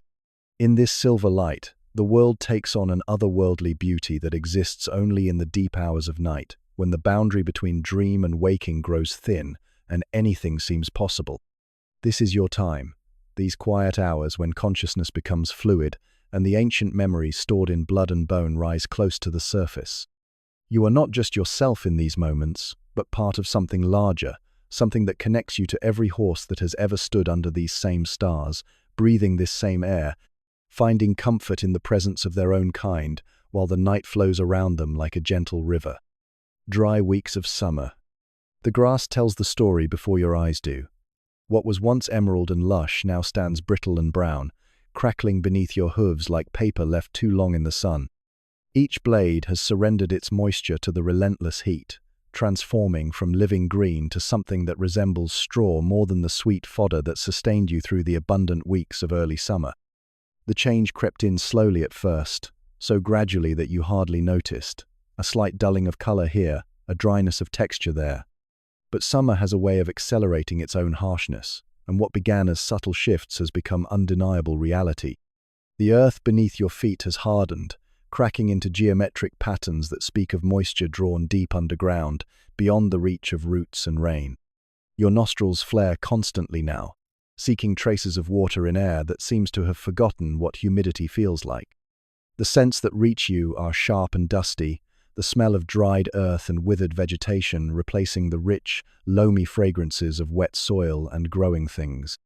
Even your own scent has changed, carrying the metallic tang of a body working harder to maintain its internal balance against the demands of heat and scarcity. The creek that provided such easy refreshment in the spring months has shrunk to a series of scattered pools connected by the thinnest trickle of water. The banks that once supported cattails and wild iris now show white salt deposits where the water line has retreated. The mud at the edges has baked into concrete-hard ridges that preserve the hoofprints of desperate animals who came seeking relief and found only the memory of abundance. Each morning brings the same crushing weight of heat that builds throughout the day like a furnace being steadily stoked. The sun rises with an intensity that seems personal, as if it has singled out this particular patch of earth for special attention. By midday, the air shimmers with heat waves that make the horizon dance and blur, creating mirages of water where none exists. The herd's behavior has adapted to this new reality, with the fluid intelligence that has kept your kind alive through countless seasons of plenty and want. The frantic grazing of dawn and dusk has replaced the leisurely browsing of cooler months. You wake before sunrise to take advantage of the brief period when the grass still holds traces of dew, when the air carries some memory of the night's coolness. The midday hours are spent in whatever shade can be found, standing motionless to conserve energy while your body processes the meager nutrition gleaned from increasingly poor forage. Even the insects have changed their patterns. The lazy buzz of afternoon flies has given way to clouds of aggressive gnats that seek the moisture in your eyes and nostrils. They cluster around any hint of dampness, turning the simple act of breathing into a constant battle against tiny invaders. Your tail never stops moving now, a constant metronome of defense against pests that have grown bold in their own desperation. The stallion's restlessness grows more pronounced each day. His head lifts more frequently from the sparse grazing, his gaze sweeping the horizon with an intensity that speaks of calculations being made, decisions being weighed. You can see the knowledge in his eyes, the understanding that this situation cannot continue indefinitely. The grass will not magically green itself, the water will not spontaneously return to the creek, and the herd cannot survive on hope alone. The mares feel it too, this building tension that has nothing to do with immediate danger and everything to do with the slow-burning crisis of diminishing resources. Their movements have become more economical, their interactions more focused. The playful nipping and mutual grooming that marked easier times has given way to a kind of quiet efficiency, as if everyone understands that energy is now a precious commodity not to be wasted on frivolous pursuits. The foals suffer most visibly from the changed conditions. Their mother's milk, once rich and abundant, now comes harder and in smaller quantities as the mares struggle to maintain their own condition on increasingly poor feed. The youngsters' ribs show more prominently beneath their dull coats, and their usual exuberance has been replaced by a listless acceptance that seems heartbreaking in creatures so young. Water has become the organizing principle around which all life revolves. The twice-daily migrations to the shrinking creek have taken on the solemnity of religious ritual. Each horse drinks deeply when their turn comes, knowing that the next opportunity may be many hours away. The weaker members of the herd are given priority access, a social arrangement that speaks to values deeper than mere survival of the fittest. The dust is everywhere now, a fine powder that coats everything and everyone. It clings to your coat, turning its natural color into something muted and uniform. It fills your nostrils with each breath, gritty and dry against the sensitive membranes.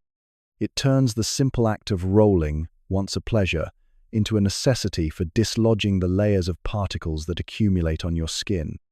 At night, when the temperature finally drops enough to allow for real rest, you can hear the earth itself creaking and sighing as it contracts from the day's heat. Small sounds echo across the hardpan, the crack of settling soil, the rustle of wind through grass too dry to bend gracefully. Even the familiar night sounds seem muted, as if the very air has become too thin to carry them properly. The stallion's decision, when it finally comes, arrives not as a dramatic moment, but as a quiet certainty that settles over the herd like morning mist. You see it in the way he positions himself, facing south toward the distant mountains where instinct tells him water and grass might still be found. You see it in the way the lead mare moves to stand beside him, her own gaze following his toward the horizon.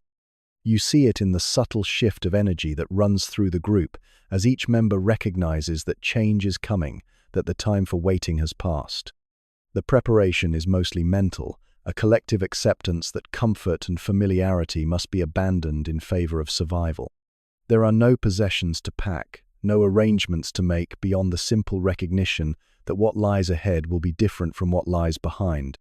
The territory that has been home for months will be surrendered to the dust and heat, left for whatever creatures can still find sustenance in its depleted offerings.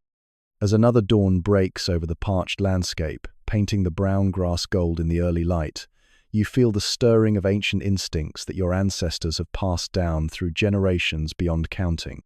The urge to move, to seek, to follow the promise of better conditions somewhere beyond the visible horizon. It's a feeling that goes deeper than conscious thought, a cellular knowledge that survival sometimes requires the courage to abandon the known for the unknown. The dust swirls around your hooves as you shift your weight, ready for whatever comes next. The sun climbs higher, promising another day of relentless heat, but today will be different. Today, the journey begins. Today, you trust in the wisdom of movement, in the ancient faith that somewhere ahead lies the green grass and clear water that will restore your world to abundance. The decision has been made. The exodus is about to begin. Miles of migration. The first step is always the hardest, that initial break from the familiar that requires an act of faith as much as physical movement. Your hoof lifts from the cracked earth that has been home for so many months, hovers for a moment in the space between staying and going, then settles onto new ground a stride away. The sound it makes is different somehow, carrying the weight of decision, the commitment to a path that leads into the unknown. The stallion moves with purpose now, his earlier restlessness transformed into focused determination. Each step he takes is deliberate, chosen, part of a route that exists more in instinct than conscious planning. His head remains high, ears forward, reading the landscape ahead for signs of promise or peril. Behind him, the herd follows in the loose formation that has served your kind for millennia, close enough for mutual support but spread wide enough to avoid the dust kicked up by too many hooves in too small a space. The rhythm begins almost immediately, that ancient cadence of hoof against earth that becomes both heartbeat and timekeeper for the journey ahead. 4 beats, then 4 more, then 4 again, the pattern hypnotic in its repetition, yet somehow never monotonous. Each footfall connects you to the earth, to the ground that supports and guides you, to the very planet that turns beneath your traveling feet. The landscape changes so gradually that you hardly notice at first. The familiar landmarks of your former territory disappear behind you one by one, replaced by terrain that grows increasingly foreign with each mile. The dried creek bed that marked your eastern boundary becomes a memory, then a thin line, then disappears entirely into the heat haze that shimmers behind you. You are committed now, fully embarked on this journey with no easy way to return. The sun climbs higher as the morning progresses, its heat beginning to build that familiar pressure that will soon become oppressive. But there is purpose in your movement now, a sense of progress that makes the discomfort bearable. Each step carries you closer to the possibility of relief, to the promise of green grass and flowing water that pulls you forward like a magnet draws iron. Your muscles settle into the work of sustained travel, finding their rhythm as systems that have been largely inactive during the long months of stationary grazing come back online. The large muscles of your hindquarters generate the power that drives you forward, while the smaller stabilizing muscles along your back and sides make the constant adjustments necessary to maintain balance across uneven ground. Your breathing deepens to supply the oxygen this effort demands, but it remains steady, controlled, the respiration of an athlete designed for endurance rather than speed. The tendons in your legs stretch and contract with each stride, storing and releasing energy like biological springs that make locomotion more efficient than it has any right to be. The bones of your feet strike the ground with precision, each impact carefully controlled by joints and ligaments that have evolved over millions of years to absorb shock and distribute weight. You are a marvel of engineering, perfectly adapted for exactly this kind of sustained movement across varied terrain. The other horses spread out around you, each finding their own optimal position within the loose formation. The lead mare travels slightly ahead and to the side of the stallion, her own experience and judgment serving as a check on his decisions. The mothers with foals cluster toward the center of the group, their youngsters protected by the bodies of stronger adults. The yearlings and unmated mares range wider, their relative freedom from responsibility allowing them to scout the flanks and serve as early warning systems for potential threats. Miles pass beneath your hooves, each one marked by subtle changes in the landscape that only become apparent when you stop to rest and look back at the distance covered. The rolling hills that seemed so prominent from your old territory now appear as gentle swells in the earth, perspective flattening them into mere undulations. The tree line that once marked the far edge of your world has become a distant smudge, then a memory, then nothing at all. The dust becomes a constant companion, rising from the impact of so many hooves and hanging in the still air like a fine brown curtain. It coats your nostrils, making each breath a reminder of the dry conditions that drove you to this journey in the first place. But dust also serves a purpose, creating a visible marker of your passage, a trail that could be followed by others of your kind who might be making their own desperate migrations in search of better conditions.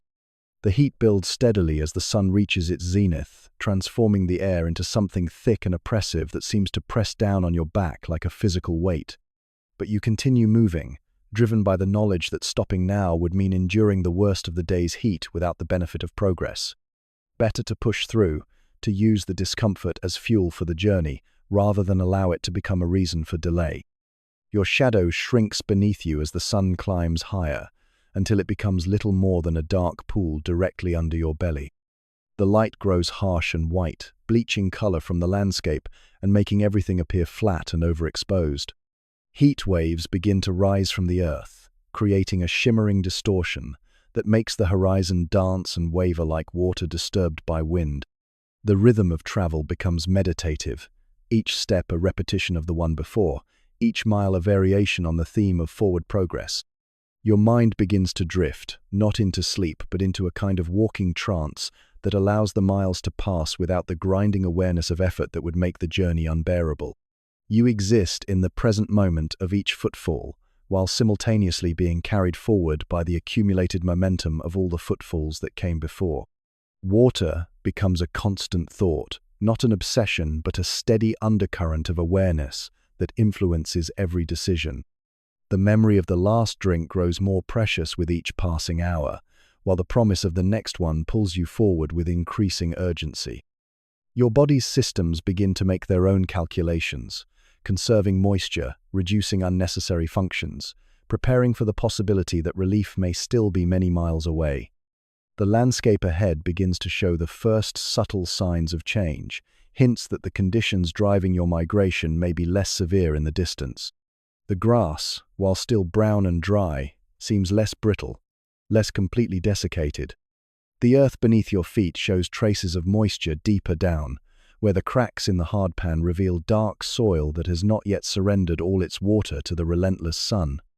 As the afternoon wears on, the heat becomes a living thing, a presence that surrounds and penetrates everything. Your coat becomes slick with sweat, your breathing grows deeper and more deliberate, and every step requires a conscious effort to overcome the body's natural desire to stop and seek shade. But the herd moves as one, each individual drawing strength from the others, the collective will to survive overriding any single animal's impulse to surrender to the heat. The prairie stretches endlessly ahead, a vast canvas of brown and gold that seems to extend beyond the curve of the earth itself. But you have learned to read the subtle signs that indicate change is coming, the almost imperceptible shift in the quality of light that suggests different conditions ahead. The air carries scents that speak of grass that has known more recent rain, of earth that has not yet forgotten the touch of moisture. Miles blur together in the heat, each one a small victory against the forces that would keep you trapped in the land of scarcity. Your hooves strike the earth with steady persistence, writing your story across the landscape one step at a time. The rhythm never stops, the progress never ceases, and with each mile you move closer to the promise of renewal that lies somewhere beyond the shimmering horizon. The journey has become your world now, the steady progression across the prairie, a complete universe of sensation and effort and hope. Behind you lies the familiar territory of drought and want. Ahead lies the unknown promise of better conditions. And here, in the eternal present of movement, you exist in the pure act of traveling toward whatever tomorrow might bring. Autumn gold, abundance. The valley opens before us like a promise kept by the earth itself. Where summer's harsh sun once baked the ground to dust and stubble, now golden grasses wave in cool currents of air that carry the smell of change. My hooves sink slightly into soil that has drunk deeply from recent rains, and with each step comes the satisfying give of earth that remembers water. The grass here grows thick and sweet, heavy with seed heads that brush against my chest as I move through this abundance. Each mouthful brings flavors that summer's sparse pickings could never offer. The nutty richness of mature seeds, the lingering sweetness of stems that have concentrated their sugars against the coming cold. My teeth work steadily, grinding the bounty that will build the fat reserves I'll need when snow covers this feast. Around me, the herd spreads out in contentment. There's no urgency in our grazing now, no need to compete for the choicest patches. The valley provides enough for all of us, and we move with the slow satisfaction of those who know abundance. Mares call softly to their foals, voices carrying farther in the crisp air. The stallion lifts his head periodically, not from alarm but from simple pleasure at surveying his domain in this season of plenty. The air itself feels different against my coat. Where summer brought weight and stillness, autumn's breath moves with purpose. It carries scents from distant places, the smoke of leaves burning somewhere beyond the ridges, the green smell of rushing water, the promise of storms still gathering strength in far mountains.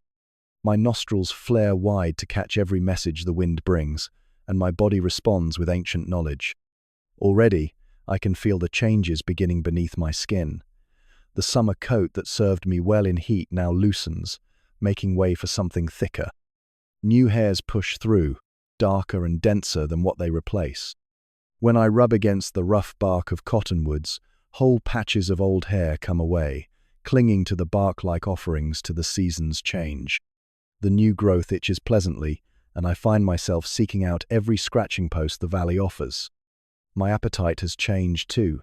Where summer brought careful rationing of energy, autumn demands accumulation. I graze longer into the evening, my stomach expanding to accommodate more grass than I would have eaten in the lean months. The sweetness of these mature plants satisfies something deep in my body's wisdom, triggering the ancient preparation for harder times ahead. Fat builds along my ribs, padding that will serve as both insulation and fuel when winter strips the valley bare. The light itself has grown richer, golden in a way that summer's white glare never achieved. It slants through the cottonwood leaves at angles that warm my back more gently, inviting longer sessions of sunbathing on protected slopes. When clouds pass overhead, their shadows bring coolness that refreshes rather than threatens. Even the quality of darkness has changed. Nights come earlier but bring star-filled skies so clear they seem to pulse with cold fire. Water tastes different now too. The stream that winds through the valley's heart runs cold and quick, fed by rains that have washed the dust from distant stones. Each drink sends a chill through my teeth that wakes something primal in my chest. My body knows this taste, knows it speaks of seasons turning, of preparation time growing short. The other members of our band show their own responses to autumn's call. Coats grow thicker on every back, and bellies round with the urgent feeding that marks this season. The older mares move with the careful deliberation of those who have weathered many winters, while younger horses seem almost surprised by their bodies' demands for constant grazing. Foals still nurse but begin to sample the rich grasses with growing interest. their mothers patient with these first lessons in seasonal survival. Even our rest changes character. Where summer naps came in whatever shade we could find, autumn sleep seeks the warm pockets where sun-heated stone radiates comfort into cool air. We gather closer during these resting periods, not yet driven together by cold, but drawn by the comfort of proximity as temperatures begin their slow decline toward winter's grip. The sounds of the valley speak of abundance too. Grass rustles differently when heavy with seed, creating whispered music as we move through it. Birds call with different urgency, their voices carrying news of migrations soon to come. Even the wind through changing leaves brings new harmonies, a counterpoint to summer's harsh emptiness. This is the season of preparation disguised as plenty, and my body responds to its call with genetic memory stretching back through countless generations of horses who learned to read autumn's signs and prepare accordingly. The abundance surrounding us now is not mere luxury, it is fuel for survival, beauty mixed inextricably with necessity. The first frost. Dawn arrives wrapped in silver silence, and I wake to a world transformed by night's quiet artistry. Each blade of grass wears a crystal crown, and my breath emerges in small clouds that dissipate slowly in the still air. The change has come while we slept, winter's first gentle warning painted across everything the light can touch. My whiskers tingle with accumulated frost, tiny ice crystals that have formed from the moisture of my own breathing during the night. When I shake my head, they scatter like diamond dust, catching the early light before melting into nothing. The sensation is strange but not unpleasant, a reminder that my body continues its work even in sleep, warming the air around my muzzle enough to create these delicate decorations. The ground beneath my hooves has hardened overnight. Where yesterday brought the soft give of earth still holding summer's warmth, now the soil rings with a different note when struck. Not yet the iron hardness of deep winter, but something more solid, more resistant. Each step sends small vibrations up through my bones, and I find myself placing my feet with greater care, testing the new firmness before committing my full weight. Around me, the herd stirs slowly, bodies reluctant to leave the warmth we've shared through the dark hours. Steam rises from every back where body heat meets cold air, creating small personal clouds that mark each of us like spirits made visible. The mares shift carefully, shaking frost from their manes before lifting heads to test the air. Even the stallion moves with less urgency than summer mornings demanded, his movements deliberate and energy-conserving. Grazing becomes a different enterprise now. The grass crunches beneath my teeth, each blade brittle with cold until body heat softens it enough to chew properly. The flavors have changed too. Frost has concentrated some tastes while muting others, creating combinations that speak of seasons balancing on the edge of transformation. My jaw works harder against the increased resistance, but the effort warms the muscles of my head and neck in ways that feel good against the morning chill. The sun, when it finally clears the eastern ridges, brings a different quality of warmth than autumn's earlier offerings. Its rays slant low and golden, finding the frost-covered grasses and setting the whole valley ablaze with light that seems to burn without heat. I turn my body to catch these first warm touches, angling my dark coat toward the promise of comfort that will come as the day progresses. Water has become a more complex negotiation. The stream still runs free, but ice forms at its edges during the night, creating crystal margins that tinkle when broken by careless hooves. The water itself shocks my muzzle with cold that makes my teeth ache, yet my body craves it with an intensity that surprises me. Each drink sends shivers through my throat, but the thirst that follows frost-covered grazing demands satisfaction regardless of temperature. My body's internal rhythms shift to match this new reality. Where summer brought early rising and long days of activity, frost mornings invite patience. Energy becomes a resource to be managed rather than freely spent. I find myself seeking sheltered spots where rocks or trees have captured yesterday's warmth and release it slowly into the cold air.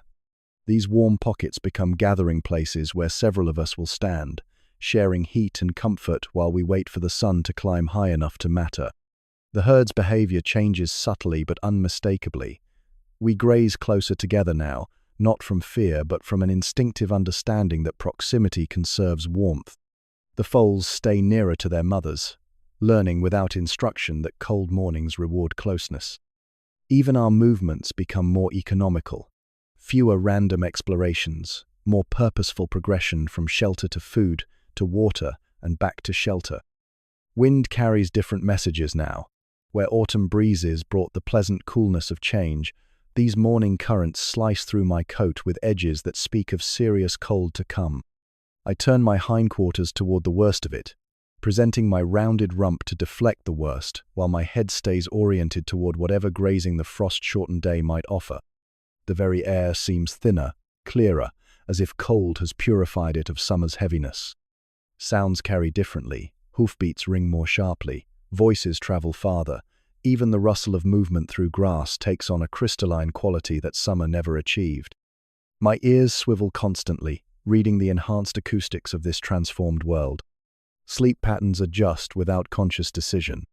Where summer invited afternoon naps in whatever shade could be found, frost-touched days demand rest during the warmest hours, when sun has climbed high enough to provide real comfort. We gather in sunny spots that offer both warmth and protection from wind, bodies arranged to share heat while eyes remain alert for any sign of threat or opportunity. Even my appetite responds to frost's arrival. The urgency of autumn feeding continues, but with new complexity. My body craves not just calories but the specific nutrients that will build the kind of fat and muscle that insulates effectively. I find myself drawn to certain grasses over others, following instincts that have guided generations of horses through the transition from abundance to survival. The frost melts as morning progresses, but its lesson remains written in the changed behavior of every creature in the valley. We have crossed a threshold, entered the season when cold becomes a daily negotiation rather than an occasional visitor. My thick coat grows thicker still, my body preparing for tests that frost's gentle warning only hints at. Snow-deep silence. The storm arrives without fanfare, erasing the world one flake at a time until everything familiar disappears beneath a blanket that transforms the valley into something ancient and unrecognizable. What began as scattered crystals dancing on morning wind has become a wall of white that swallows sight and sound, reducing existence to the small sphere of warmth around my body and the steady rhythm of breath that keeps life flowing through the cold. Snow builds on my back in layers that tell the story of the storm's progression. First came the fine powder that settled into my coat like dust, melting instantly against skin still warm from movement.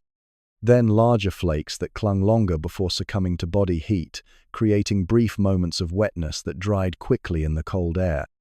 Now the snow falls thick and heavy, accumulating faster than my warmth can defeat it, building a growing mantle that both insulates and burdens. My breath becomes visible architecture in the frigid air, each exhalation creating clouds that hang for precious moments before dissipating into the surrounding whiteness. The rhythm of breathing takes on new importance, not just the automatic exchange of air, but a source of warmth that radiates outward from my nostrils and mouth. I find myself timing breaths to maximize the comfort these small heat sources provide, letting each cloud linger against my muzzle before the wind steals it away. Walking through deepening snow requires new strategies learned from ancestral memory buried in bone and muscle. My hooves break through the crusted surface with sounds that seem impossibly loud in the muffled world, sharp cracks followed by the softer compression of powder beneath. Each step demands effort as I lift my legs high enough to clear the accumulation, then punch down through resistance that grows stronger with every inch of new fall. The herd draws together not through conscious decision but through the inexorable pull of shared warmth. We form a loose cluster that shifts and breathes like a single organism, individuals moving in and out of the protective center while maintaining the overall cohesion that keeps us all alive. The stallion positions himself on the windward side, his larger body serving as a brake against the worst of the driving snow, while mares and younger horses find shelter in his lee. Steam rises from our grouped bodies, creating a microclimate that defies the storm's attempt to steal all warmth from the world. Where multiple backs press close together, the snow melts and refreezes, forming a complex geography of ice and slush that speaks of the battle between life heat and winter's hunger. I press against the warm flank of the mare beside me, feeling her solid presence through layers of winter coat that have grown thick enough to blur the boundaries between individuals. Grazing becomes an archaeological expedition, each potential bite buried beneath snow that must be swept away with muzzle and hoof before frozen grass can be reached. The effort required often exceeds the calories gained, but the body's demands for fuel continue regardless of accessibility. I learned to read the subtle variations in snow depth that indicate where wind has scoured patches thin enough to make the excavation worthwhile.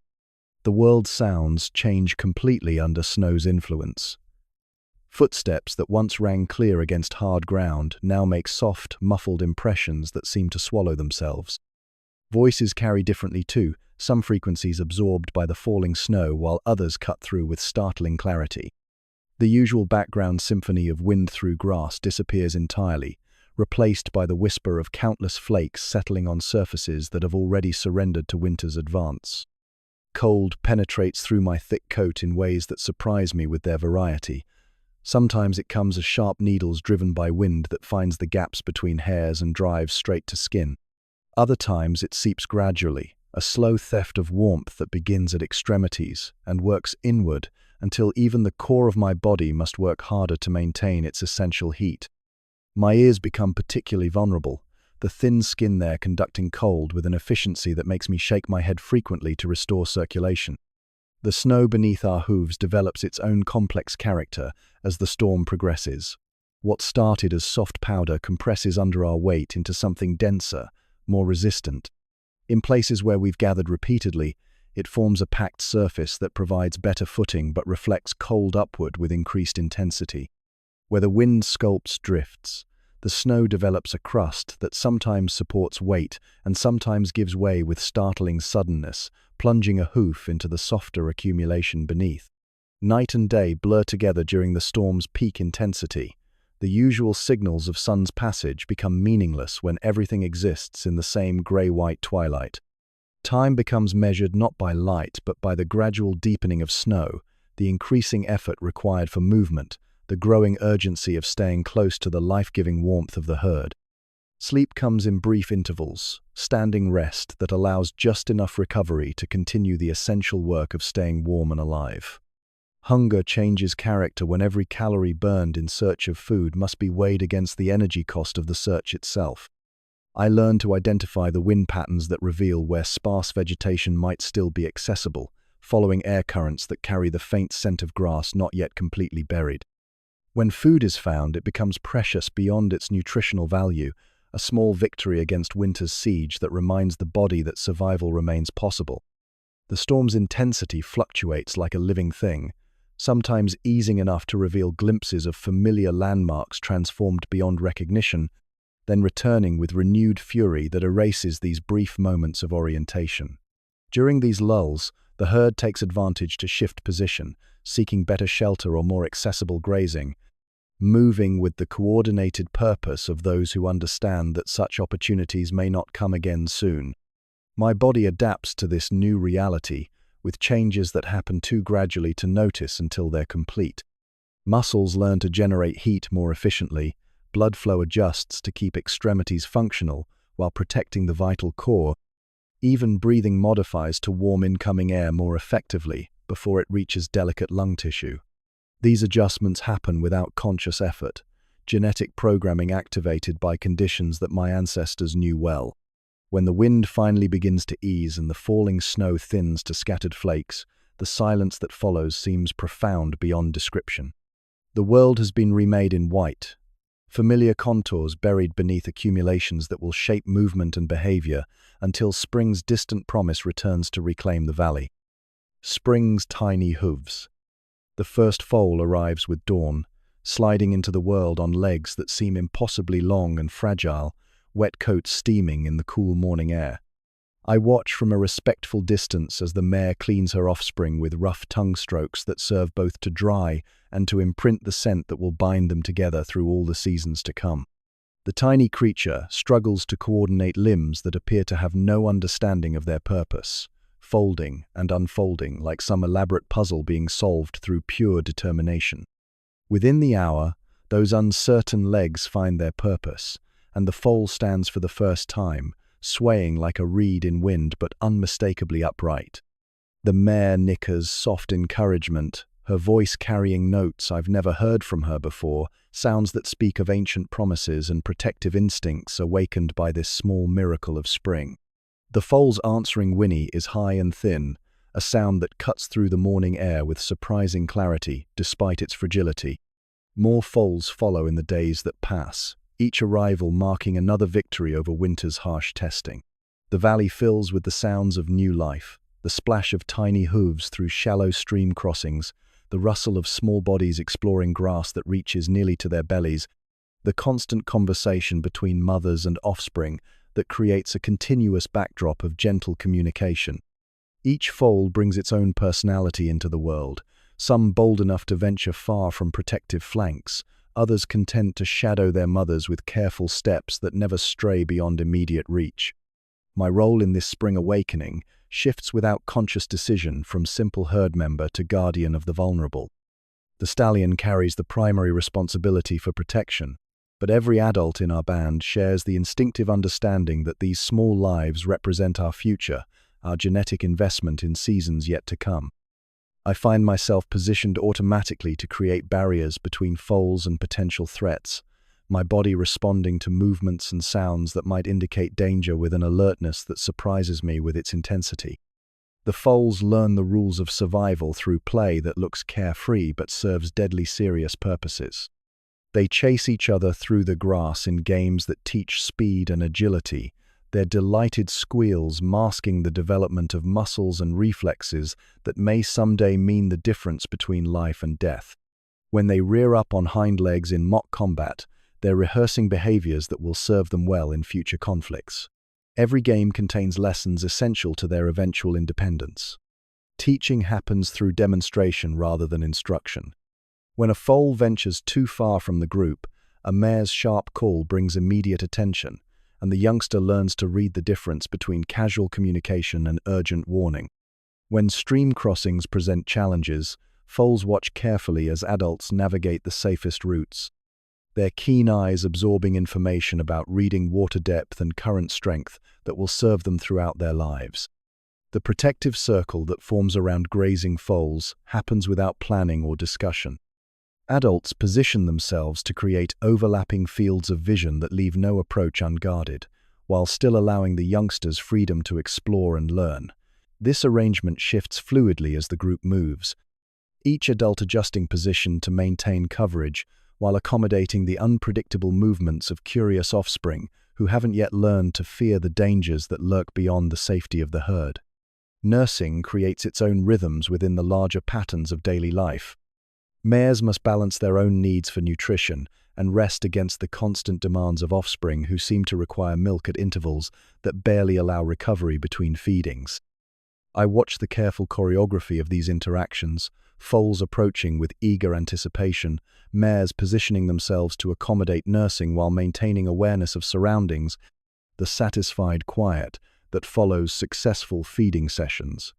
The foal's rapid growth amazes me daily.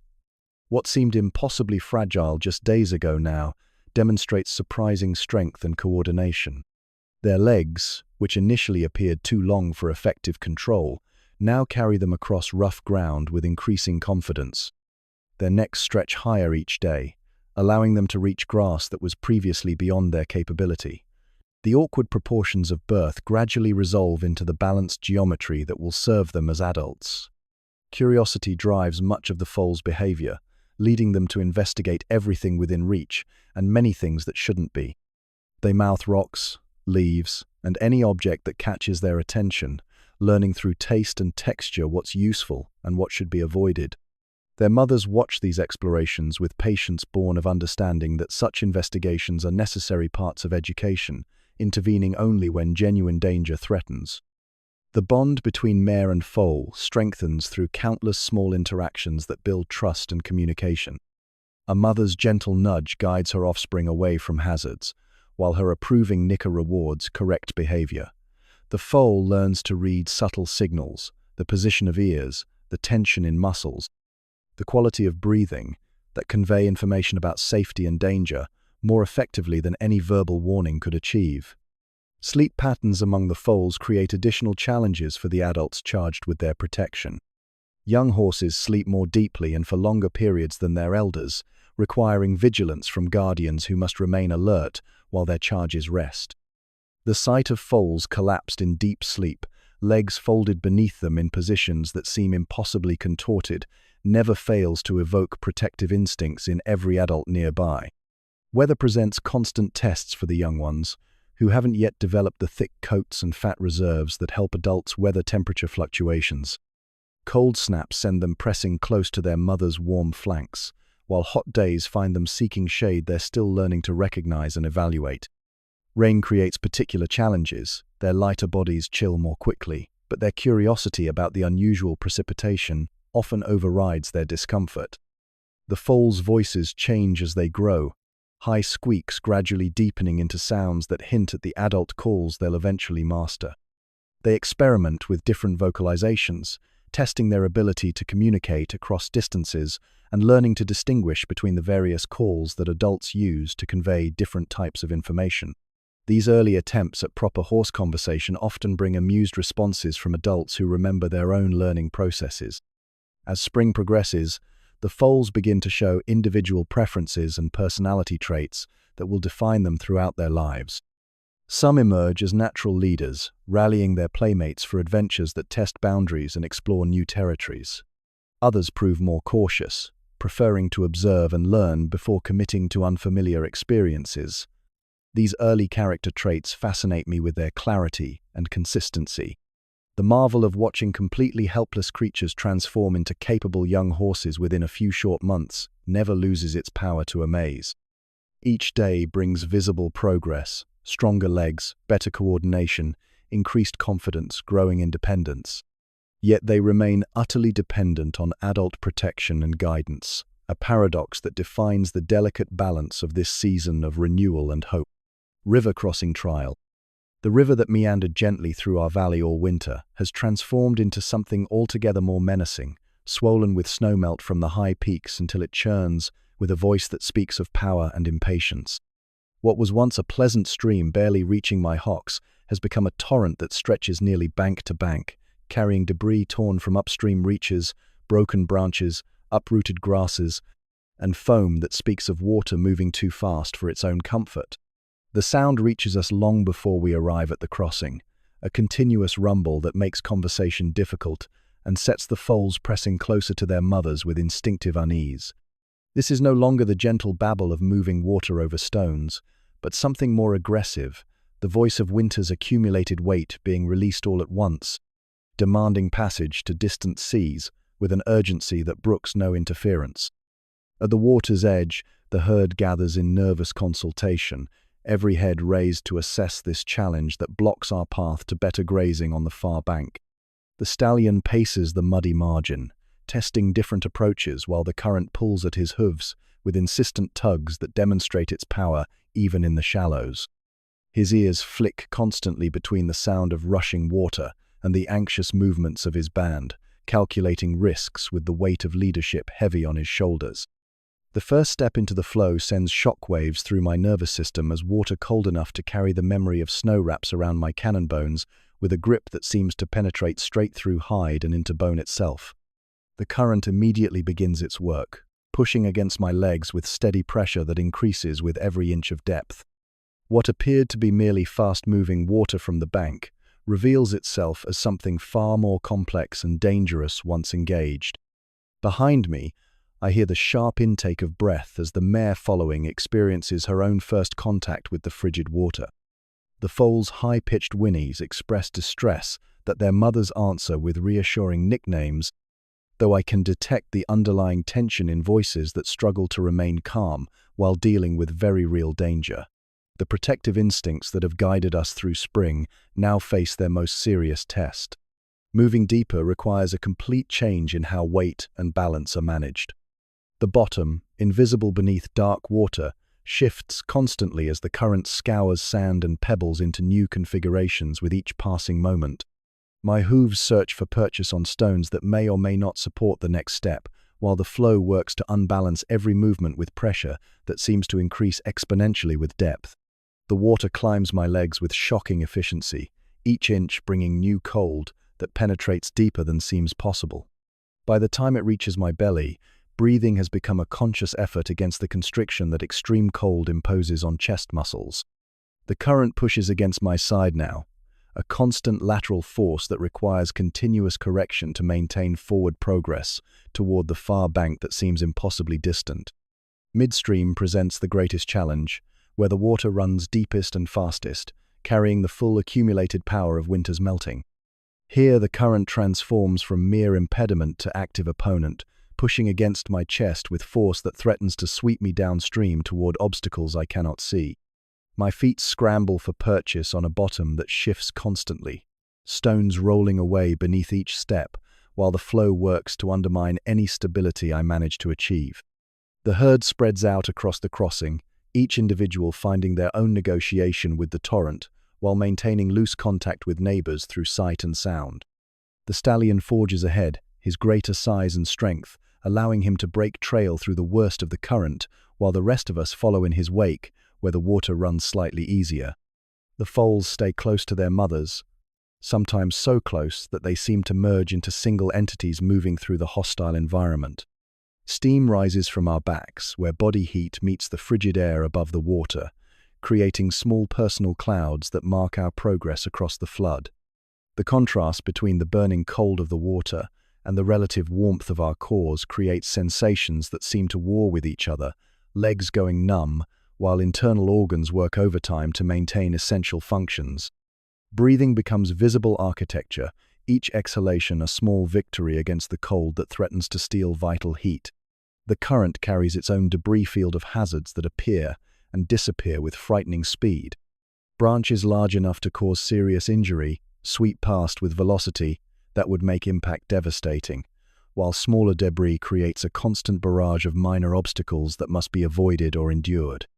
The water itself carries sediment that clouds visibility, making it impossible to see what lies beneath the surface until actually encountered. Halfway across, one of the younger mares loses her footing completely, disappearing beneath the surface for moments that stretch like hours before she emerges, gasping and disoriented, swept several lengths downstream from her intended path. The sight sends ripples of alarm through the entire group, mothers calling urgently to offspring while adults adjust positions to provide assistance if needed. The mare recovers her footing and continues, but the incident reminds us all of the stakes involved in this crossing. The foals struggle most with the crossing, their shorter legs providing less leverage against the current, while their lighter bodies offer more surface area for the water to push against.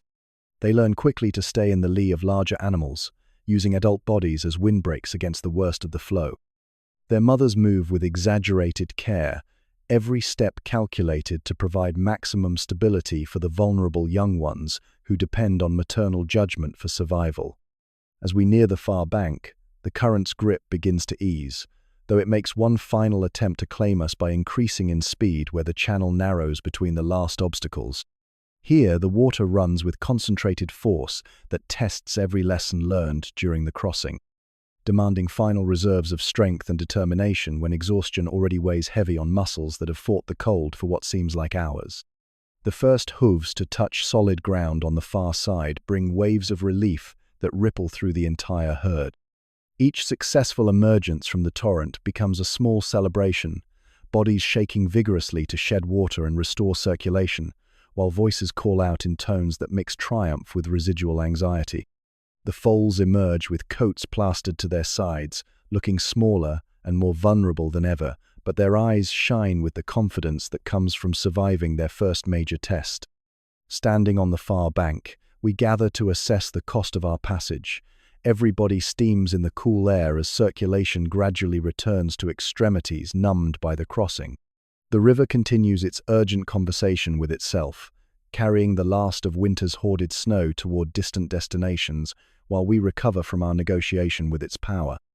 The grass here grows thick and sweet, reward for the risks we've taken to reach it. Smell of smoke. The first hint arrives on morning wind as nothing more than a faint, acrid touch that makes my nostrils flare with sudden alertness.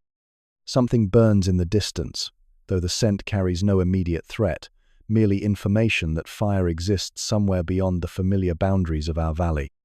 I lift my head from grazing to test the air more carefully, passing the complex message that wind delivers from places I cannot see. The smell strengthens as the day progresses, evolving from subtle wrongness to unmistakable alarm. What began as distant smoke now carries the sharper notes of burning grass, wood heated beyond its natural limits, and something else, a metallic taste that speaks of lightning's violent kiss upon dry earth. The wind shifts direction frequently, sometimes bringing the scent so strong it makes my eyes water, other times allowing it to fade until I almost convince myself the danger has passed.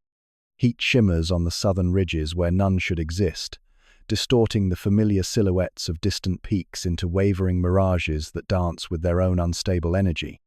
The air itself seems to thicken, carrying particles too small to see, but substantial enough to irritate throat and lungs with each breath. Birds that normally fill the morning with songs have fallen silent, their absence creating an unnatural quiet that amplifies the growing tension rippling through our herd. The stallion paces restlessly, his usual calm authority replaced by agitation that spreads through the band like water through parched earth. His head remains elevated, testing every wind current for information about the approaching threat, while his body language communicates urgency to followers who need no translation of his concern. The mares gather their foals closer, creating tight clusters of protection around the most vulnerable members of our group. A wall of orange light appears on the southern horizon, flickering like sunrise but wrong in every detail. This light moves laterally rather than climbing, spreading across ridgelines with hungry persistence that speaks of consumption rather than illumination. The sight triggers responses buried deep in genetic memory, ancestral knowledge of fire's power to remake landscapes in minutes, transforming familiar territory into hellscapes that offer no refuge for those caught unprepared. The wind brings new information now, carrying the sound of fire's advance, a crackling roar that builds steadily like approaching thunder but never fades into silence. Trees scream as sap boils within their trunks, exploding with reports that echo across the valley like gunshots. The very air seems to burn, superheated gases creating their own weather patterns that twist smoke into towering columns visible against the afternoon sky. Heat begins to penetrate our refuge, radiating from the advancing flames with intensity that makes breathing difficult even at this distance. The temperature rises noticeably, transforming the pleasant warmth of spring afternoon into something oppressive and threatening. Sweat appears on every flank, bodies responding to heat that promises to become unbearable long before the flames themselves arrive. Ash begins to fall like grey snow, coating everything with fine particles that taste of destruction. The flakes drift down with deceptive gentleness, settling on backs and manes with touches so light they might be mistaken for ordinary dust until the acrid flavor reaches the tongue. Each speck carries the story of something burned, grass, wood, perhaps entire trees reduced to weightless remnants that float on superheated air. The herd moves without discussion, ancient instincts overriding individual preferences in favor of collective survival. We flow across the valley floor like water seeking the path of least resistance, following terrain that offers the best hope of escape from the approaching inferno.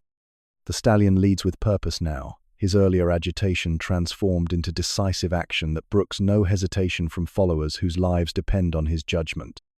Behind us, the wall of flame crests the southern ridge with a roar that drowns out every other sound. Fire pours down the slope like liquid destruction, consuming everything in its path with an appetite that seems impossible to satisfy. Trees that have stood for decades disappear in moments, their accumulated years of growth converted to smoke and ash faster than the eye can follow. The ground itself seems to burn, dry grass creating carpets of flame that race ahead of the main fire with terrifying speed. Running becomes flight, muscles pumping with desperate efficiency, while lungs strain against air that grows thicker and hotter with each stride. The foals struggle to match the pace their mothers set, short legs working frantically to maintain contact with the protective herd, while exhaustion threatens to separate them from salvation. Every adult becomes a guardian now, positioning themselves to assist any young one who falters under the demands of escape. The fire creates its own weather, generating winds that fan the flames while showering us with embers that hiss when they strike sweat-dampened coats. These burning fragments pose their own threat, capable of igniting new fires ahead of the main blaze or causing serious burns if they find vulnerable skin. We shake constantly as we run, dislodging the glowing particles before they can do permanent damage. A creek appears across our path, its banks offering the first real hope of sanctuary since the flight began. We plunge into the water without hesitation, grateful for any barrier between ourselves and the pursuing flames. The cool liquid feels shocking against overheated skin, but provides relief that goes beyond mere temperature. Water represents safety in a world suddenly dominated by fire's hunger for destruction. From the creek's center, we watch the fire's edge approach with fascination mixed with terror. The flames tower above the surrounding landscape, creating their own orange sky that blots out the normal blue of afternoon. The heat radiating from this wall of destruction makes the air shimmer like a mirage, distorting everything beyond into wavering unreality. The sound overwhelms all other sensation, a continuous roar that speaks of power beyond any natural force we've encountered. The fire reaches the creek's opposite bank and pauses, its advance checked by the presence of water that refuses to burn. For long minutes, flames dance along the water's edge like frustrated predators denied their prey, reaching toward us with tongues of destruction that fall just short of causing harm. Embers continue to fall around us, hissing when they strike the protective water, while the air above shimmers with heat that makes breathing a conscious effort. Gradually, the fire's attention turns elsewhere, seeking easier fuel than the water-protected creatures huddled in the creek. The flames move laterally along the stream's course, following terrain that offers better opportunities for consumption, while leaving our immediate area to smolder with the remains of its passage. The roar begins to fade as the main body of fire moves on, though smoke continues to pour from thousands of small fires still burning among the ruins it has left behind. Hours pass before we dare to leave the creek's protection, emerging into a landscape transformed beyond recognition. Where morning brought familiar grasses and scattered trees, evening reveals a moonscape of ash and charred stumps. The ground radiates heat that makes every step uncomfortable, while the air carries the persistent taste of destruction that will linger for days to come. The silence that follows fire's passage seems profound after hours of constant roaring. No birds sing in this transformed world, no insects buzz among flowers that no longer exist. Only the occasional crack of cooling wood breaks the quiet, accompanied by the whisper of ash settling into configurations that will define this place until new growth reclaims the blackened earth. The human scent. The alien smell arrives on morning wind like a question without an answer, carrying notes that my nostrils struggle to categorize among the familiar catalogue of scents that define safety and threat. It speaks of creatures I have never encountered, wrapped in substances that exist nowhere in the natural world, processed hides that bear no resemblance to the animals they came from, metals heated and shaped by purposes I cannot fathom, and underneath it all, the unmistakable musk of intelligence foreign to everything my ancestors knew. Leather dominates the strange bouquet, but leather transformed beyond its original identity. Where the hides I know carry the honest smell of death and decomposition, this processed skin has been altered by chemicals that strip away natural odors and replace them with something sharp and artificial. The scent penetrates deeper than surface awareness, triggering responses in parts of my brain that have no words for what they perceive, only the growing certainty that something fundamentally different approaches our territory. Mixed with the leather comes the metallic tang of worked iron, bitter on the tongue and foreign to every instinct that guides my understanding of the world. This is not the clean mineral taste of stones or the honest rust that forms when metal meets weather, but something more complex, iron shaped by fire and intention into forms that nature never conceived. The smell speaks of tools and purposes that exist outside the organic cycles that govern everything I understand about existence. Beneath these manufactured odors lies the source, the smell of the creatures themselves. Their sweat carries notes that remind me distantly of other mammals, but twisted by diet and behavior so alien that the familiarity only emphasizes the differences. They consume things that leave traces in their skin that speak of fire-changed food, substances processed beyond recognition, and chemicals that have no place in any natural cycle of consumption and digestion. The stallion's reaction confirms my own unease, his body language shifting from casual alertness to focused tension that ripples through the herd like wind through grass. His nostrils flare wide as he tests the air repeatedly, trying to decode messages that don't fit into any category his experience provides. The way he holds his head speaks of confusion mixed with growing alarm, the posture of a creature confronting something outside the normal spectrum of threat and opportunity. Engine growl adds its voice to the cocktail of wrongness, a mechanical rumbling that bears no resemblance to any sound the natural world produces. The noise carries undertones of controlled explosion, metal grinding against metal, and the consumption of substances that burn in ways totally foreign to wood or grass fires. This is not the chaotic destruction of wildfire, but something more deliberate, power, harnessed and directed by intelligence that works according to rules I cannot begin to comprehend. The sound grows stronger as the unseen source approaches, bringing with it vibrations that travel through the ground and into my bones. The rhythm speaks of movement, but movement achieved through means that have nothing to do with muscle and sinew. Whatever creates this noise travels without the organic cadence of walking or running, maintaining speeds and consistency that no living creature could sustain. The very regularity of it feels threatening in ways that natural predators never could.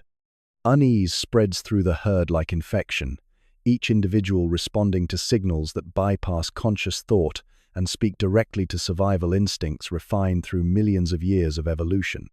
Heads lift from grazing as attention focuses on threats that remain invisible but increasingly present. The foals press closer to their mothers, responding to tensions they don't understand but recognizing with perfect clarity that something has changed in their world. The wind shifts, bringing stronger concentrations of the alien scents that confirm the approach of whatever carries them. Now the odors arrive in waves that speak of multiple sources, not one creature but several, all carrying the same combination of processed materials and foreign chemistry. The realization that this represents a group rather than an individual escalates the threat level beyond anything our defensive strategies have evolved to handle. New elements join the olfactory assault as the sources draw nearer. Rubber adds its distinctive petroleum-based signature to the mixture, speaking of materials created from substances extracted from deep within the earth and transformed by processes that exist nowhere in nature. The smell carries undertones of heat and pressure that suggest technologies beyond any natural force, ways of changing matter that transcend the simple cycles of growth and decay that govern organic existence. Gasoline fumes penetrate the air with sharp chemical clarity that makes my eyes water and throat burn. This is the scent of stored fire, energy concentrated and contained in forms that speak of power held in reserve for purposes I cannot imagine. The smell carries its own warning. This substance wants to burn, waits for the spark that will release its accumulated energy in ways that dwarf the destructive potential of any natural fire. The mechanical noises grow more complex as their sources approach, adding new layers to the auditory assault that speaks of multiple systems working in coordination. Metal clanks against metal with rhythms that suggest movement constrained by artificial joints, while other sounds hint at rotating elements, spinning with speeds no organic mechanism could achieve. The coordination of these various noises speaks of intelligence, but intelligence expressed through means that bear no resemblance to any natural behavior. Panic begins to build in the younger members of the herd, their inexperience leaving them unprepared for threats that fall so far outside normal categories of danger. The mares work to contain this rising hysteria, using voice and position to maintain group cohesion while their own stress levels climb toward breaking points. Every adult struggles with the dual challenge of managing personal fear while providing stability for those who depend on their leadership. The scents grow stronger still, bringing new information that adds layers to the developing picture of approach. Soap adds its artificial cleanliness to the mixture, speaking of creatures that alter their natural odors through chemical intervention. This deliberate masking of scent carries implications that disturb me on levels I cannot articulate, the suggestion of intelligence applied to concealment, of purposes that require hiding natural identity behind manufactured disguises. Human breath begins to register as a distinct component, carrying the complex chemistry of omnivorous diet that includes both plant and animal matter processed in ways that leave unnatural residues. The exhalations speak of teeth that have consumed cooked foods, substances heated beyond their natural state, and combined in ways that create entirely new chemical signatures. This is the breath of creatures whose relationship with their environment has been fundamentally altered by technologies that separate them from direct participation in natural cycles. The approaching presence feels overwhelming now, a convergence of alien scents and sounds that speaks of invasion by forces completely outside our experience. Every instinct refined through generations of survival screams warnings about threats that cannot be categorized or countered through any strategy our genetic heritage provides. We face something unprecedented, creatures whose very existence challenges everything we understand about the world and our place within it. The wind brings one final element that seems to encapsulate all the others, the scent of control itself, of intelligence applied to domination of environment through means that transcend natural capability. This is the smell of creatures who have stepped outside the normal boundaries of existence, who shape their world, rather than adapting to it, whose presence represents a fundamental challenge to the organic order that has governed life since the beginning of time. Round up chaos. The helicopter's mechanical thunder erupts from behind the eastern ridge like some metallic predator birthed from nightmares, its rotor blades chopping the morning air into fragments that seem to assault every sense simultaneously. The sound penetrates bone deep, a rhythmic pounding that drowns out heartbeat and breath, replacing the natural rhythms of life with something alien and relentless. My muscles lock with shock as this flying machine crests the skyline, hanging in the air through means that violate every law of physics my existence has taught me to trust. Dust explodes from beneath the mechanical beast as it hovers low over our grazing ground, rotor wash creating instant whirlwinds that strip grass from roots and send debris flying in all directions. The artificial wind carries the concentrated essence of everything wrong about the approaching humans, petroleum fumes mixed with hot metal and the chemical tang of materials that have no place in any natural cycle. My eyes stream as particles too fine to see penetrate every opening, coating throat and lungs with grit that tastes of industrial processes. The herd scatters like water hitting hot stone, each individual driven by panic that overrides rational thought and reduces existence to the simple imperative of escape. Bodies collide as we transform from organized group to desperate mob, our usual coordination shattered by terror that speaks directly to the deepest survival instincts. The foals cry out in voices made thin by fear, their high calls nearly lost beneath the overwhelming mechanical roar that seems to come from everywhere at once. Behind the helicopter, more humans appear on the ridgeline, figures mounted on horses but wrong in every detail that matters. These riders move with purpose that speaks of planned assault rather than casual encounter, their animals trained to purposes that have nothing to do with natural herd behavior. The sight of our own kind, corrupted into instruments of capture, sends shockwaves through my nervous system that feel like physical blows, betrayal layered upon the existing terror of mechanical pursuit. I run with muscles that burn from sudden explosive effort, legs pumping with desperate efficiency while lungs strain against air thick with dust and chemical fumes. The ground blurs beneath hooves that pound out rhythms of pure panic, each stride carrying me further from the mechanical horror, but never far enough to escape the sound that penetrates every cell of my body. Behind me, the helicopter follows with relentless patience, maintaining distance that speaks of control rather than aggression, the patience of a predator that knows its prey cannot escape.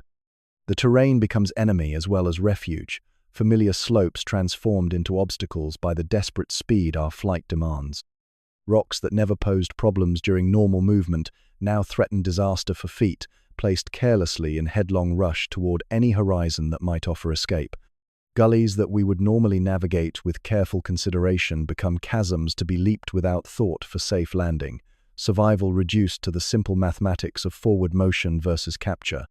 More helicopters appear from different directions, multiple mechanical predators coordinating their approach with precision that speaks of intelligence applied to hunting strategies beyond anything natural predators could conceive.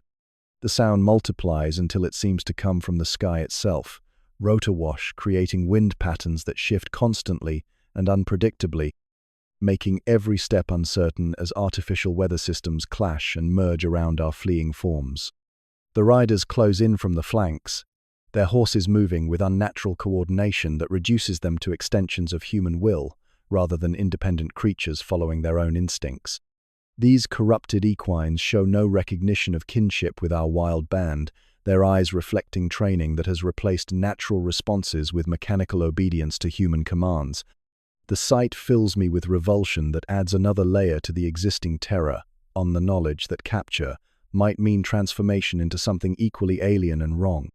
Dust clouds merge and thicken until the world becomes a brown fog that limits visibility to mere yards, forcing navigation by sound and instinct, while mechanical thunder continues its assault from overhead. The air becomes unbreathable, each inhalation bringing more grit and chemical contamination that burns throat and lungs with every breath. My body rebels against the punishment, muscles demanding oxygen that the poisoned atmosphere cannot adequately provide. A fence line appears through the dust like a revelation of hopelessness. 25. Metal barriers that speak of human intention to control movement and limit freedom. The posts march across the landscape with mechanical regularity that mirrors the helicopter's relentless rhythm, creating boundaries where none existed before, and channeling our desperate flight toward destinations chosen by our pursuers rather than our own survival needs. The wire glints with metallic hostility, promising injury to any creature desperate enough to test its resistance. The trap becomes visible as dust settles enough to reveal the true scope of human planning. Fencing extends in multiple directions, creating corridors that funnel our movement toward a narrowing point where capture becomes inevitable. The helicopters hover at strategic positions that deny escape through any route not predetermined by human design, while riders position themselves to close off the few remaining gaps in an encirclement that tightens with each passing moment. Terror transforms into something beyond panic as the walls close in, reducing the vast freedom of open range to an ever-shrinking space defined by human intention rather than natural boundaries. The fencing grows higher and more substantial as we approach the funnel's narrow end, posts becoming more frequent and wire more dense until escape through the barriers becomes impossible even for creatures driven by ultimate desperation. The sound of metal against metal adds its voice to the mechanical symphony as temporary gates clang shut behind us, cutting off retreat routes one by one. The chute narrows with each step, solid walls replacing wire barriers as human engineering forces us into ever more confined space. The passage ahead disappears into darkness that promises nothing good, while the walls press closer with each forward movement until shoulders brush against barriers that permit no deviation from the path they define. The smell of countless previous captives permeates the wooden walls, fear sweat, and desperation soaked so deep into the grain that the very structures seem to exhale the essence of defeat. Breathing becomes conscious work as the combination of exertion, dust, and chemical contamination pushes lungs beyond their capacity to process the poisoned air effectively. Each breath requires effort that leaves less energy for the muscle work of continued flight, while the mechanical thunder continues its assault on nerves already pushed beyond their ability to process sensory input. My vision begins to narrow, peripheral awareness fading as the body concentrates remaining resources on the essential functions needed to maintain movement. The chute's end approaches with the inevitability of sunrise, wooden walls rising higher, while the passage grows narrower until only single-file movement remains possible. The sound of gates slamming echoes from behind, each metallic crash marking another option eliminated, another degree of freedom lost to human planning that has anticipated and countered every possible escape attempt. The darkness ahead promises nothing but submission to forces completely beyond our ability to resist or understand. Metal clangs with finality as the last gate closes, trapping us in space so confined that movement becomes impossible, breath so precious that each inhalation must be fought for against the pressure of bodies pressed together beyond any natural gathering. The helicopter's thunder finally begins to fade as its work reaches completion, leaving behind silence so profound it seems to echo with the sound of freedom's end. Corral stillness. The silence that follows capture feels heavier than any sound could ever be, pressing down upon us with the weight of confinement made real. Where moments before the world rang with mechanical thunder and the desperate percussion of hooves against earth, now only the whisper of disturbed dust settling speaks of the violence that brought us to this place. The corral stretches around us, in perfect geometric precision, its boundaries defined by rails that speak of human intention to contain what was never meant to be contained. Iron dominates the new olfactory landscape, cold metal that has absorbed the fierce sweat of countless previous prisoners while contributing its own bitter tang to air already thick with the residue of capture. The smell penetrates deeper than surface awareness, coating the back of my throat with flavors that speak of oxidation and industrial processes, of materials torn from the earth and shaped by fire into forms that serve purposes utterly foreign to natural cycles of growth and decay. Hay adds its voice to the alien bouquet, but hay transformed by human handling into something that bears only distant resemblance to the grass we once grazed freely. This fodder carries the concentrated essence of captivity, vegetation cut at human convenience, dried according to human schedules, and stored in ways that strip away the living connection between plant and soil that defines true nourishment. The scent promises sustenance while simultaneously announcing the end of choice in all matters concerning survival. Water appears in metal containers that reflect light with harsh efficiency, their surfaces unmarked by the organic patina that develops when stone and wood interact with flowing streams over time. The liquid itself tastes of processing, filtered and treated until it bears no resemblance to the sweet water that once bubbled over stones in our valley home. Each sip carries the chemical signature of human intervention, substances added to ensure purity by standards that have nothing to do with natural preferences or needs. The ground beneath our hooves has been stripped of everything that makes Earth alive, replaced with packed dirt that rings hollow under our weight. No grass grows here, no insects buzz among flowering plants, no organic matter cycles through the endless dance of decay and renewal that creates the rich soil matrix we once knew. This is Earth reduced to mere surface, functional space designed to facilitate human purposes rather than support the complex web of relationships that defines living landscape. Bodies pressed together not from choice but from the mathematical constraints of space calculated to contain rather than comfort. The closeness that once provided warmth and security during winter storms now becomes another source of stress, proximity forced by boundaries that permit no retreat when individual space becomes necessary. Every movement requires negotiation with neighbors equally desperate for room to breathe, creating friction where natural social order once provided harmony. Mutual grooming emerges as the first response to overwhelming stress, bodies seeking comfort through the familiar rituals that have always bound herds together in times of difficulty. Teeth work gently along necks and withers, following patterns established through thousands of years of evolution, finding in physical contact some small refuge from the alien environment that surrounds us. The simple act of cleaning another's coat becomes profound affirmation that essential identity survives even in this transformed world.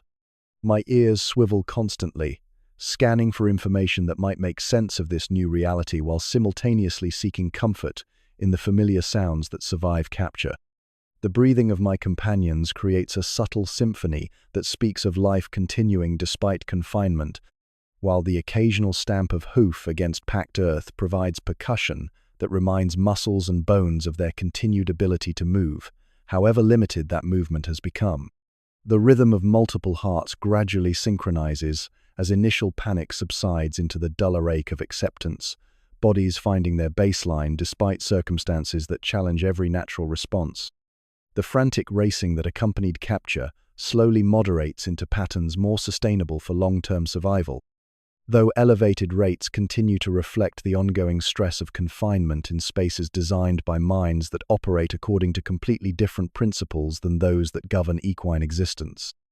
Sunlight enters the corral through spaces between rails, creating patterns of illumination that shift throughout the day according to schedules, completely independent of human intention.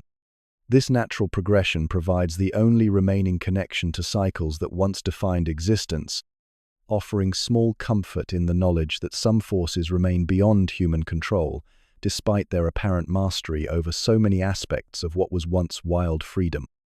Shadows move across the confined space with familiar regularity, marking time according to celestial mechanics that predate human civilization and will continue long after current arrangements become footnotes in geological history. The progression of light and dark creates islands of relative comfort where bodies can position themselves to maximize warmth while minimizing exposure to elements that seem harsher when escape becomes impossible. Wind continues to blow through the enclosure, carrying messages from the world beyond the rails that remind imprisoned bodies of landscapes that stretch beyond human sight and control. These scents arrive filtered through the immediate reality of confinement but retain enough of their original character to evoke memories of freedom that both comfort and torment. The aroma of distant grass mingles with nearby hay to create olfactory contradictions that speak of worlds existing simultaneously, one remembered, one imposed. Dust settles into configurations that will define this space until weather or human intervention disturbs the accumulated patterns of movement within constraint. Every footfall leaves its mark on surfaces that record the restless energy of creatures designed for vast territories, now forced to negotiate existence within boundaries that can be crossed in mere steps. The Earth accepts these impressions with the same patience it once showed for the tracks we left across miles of open range.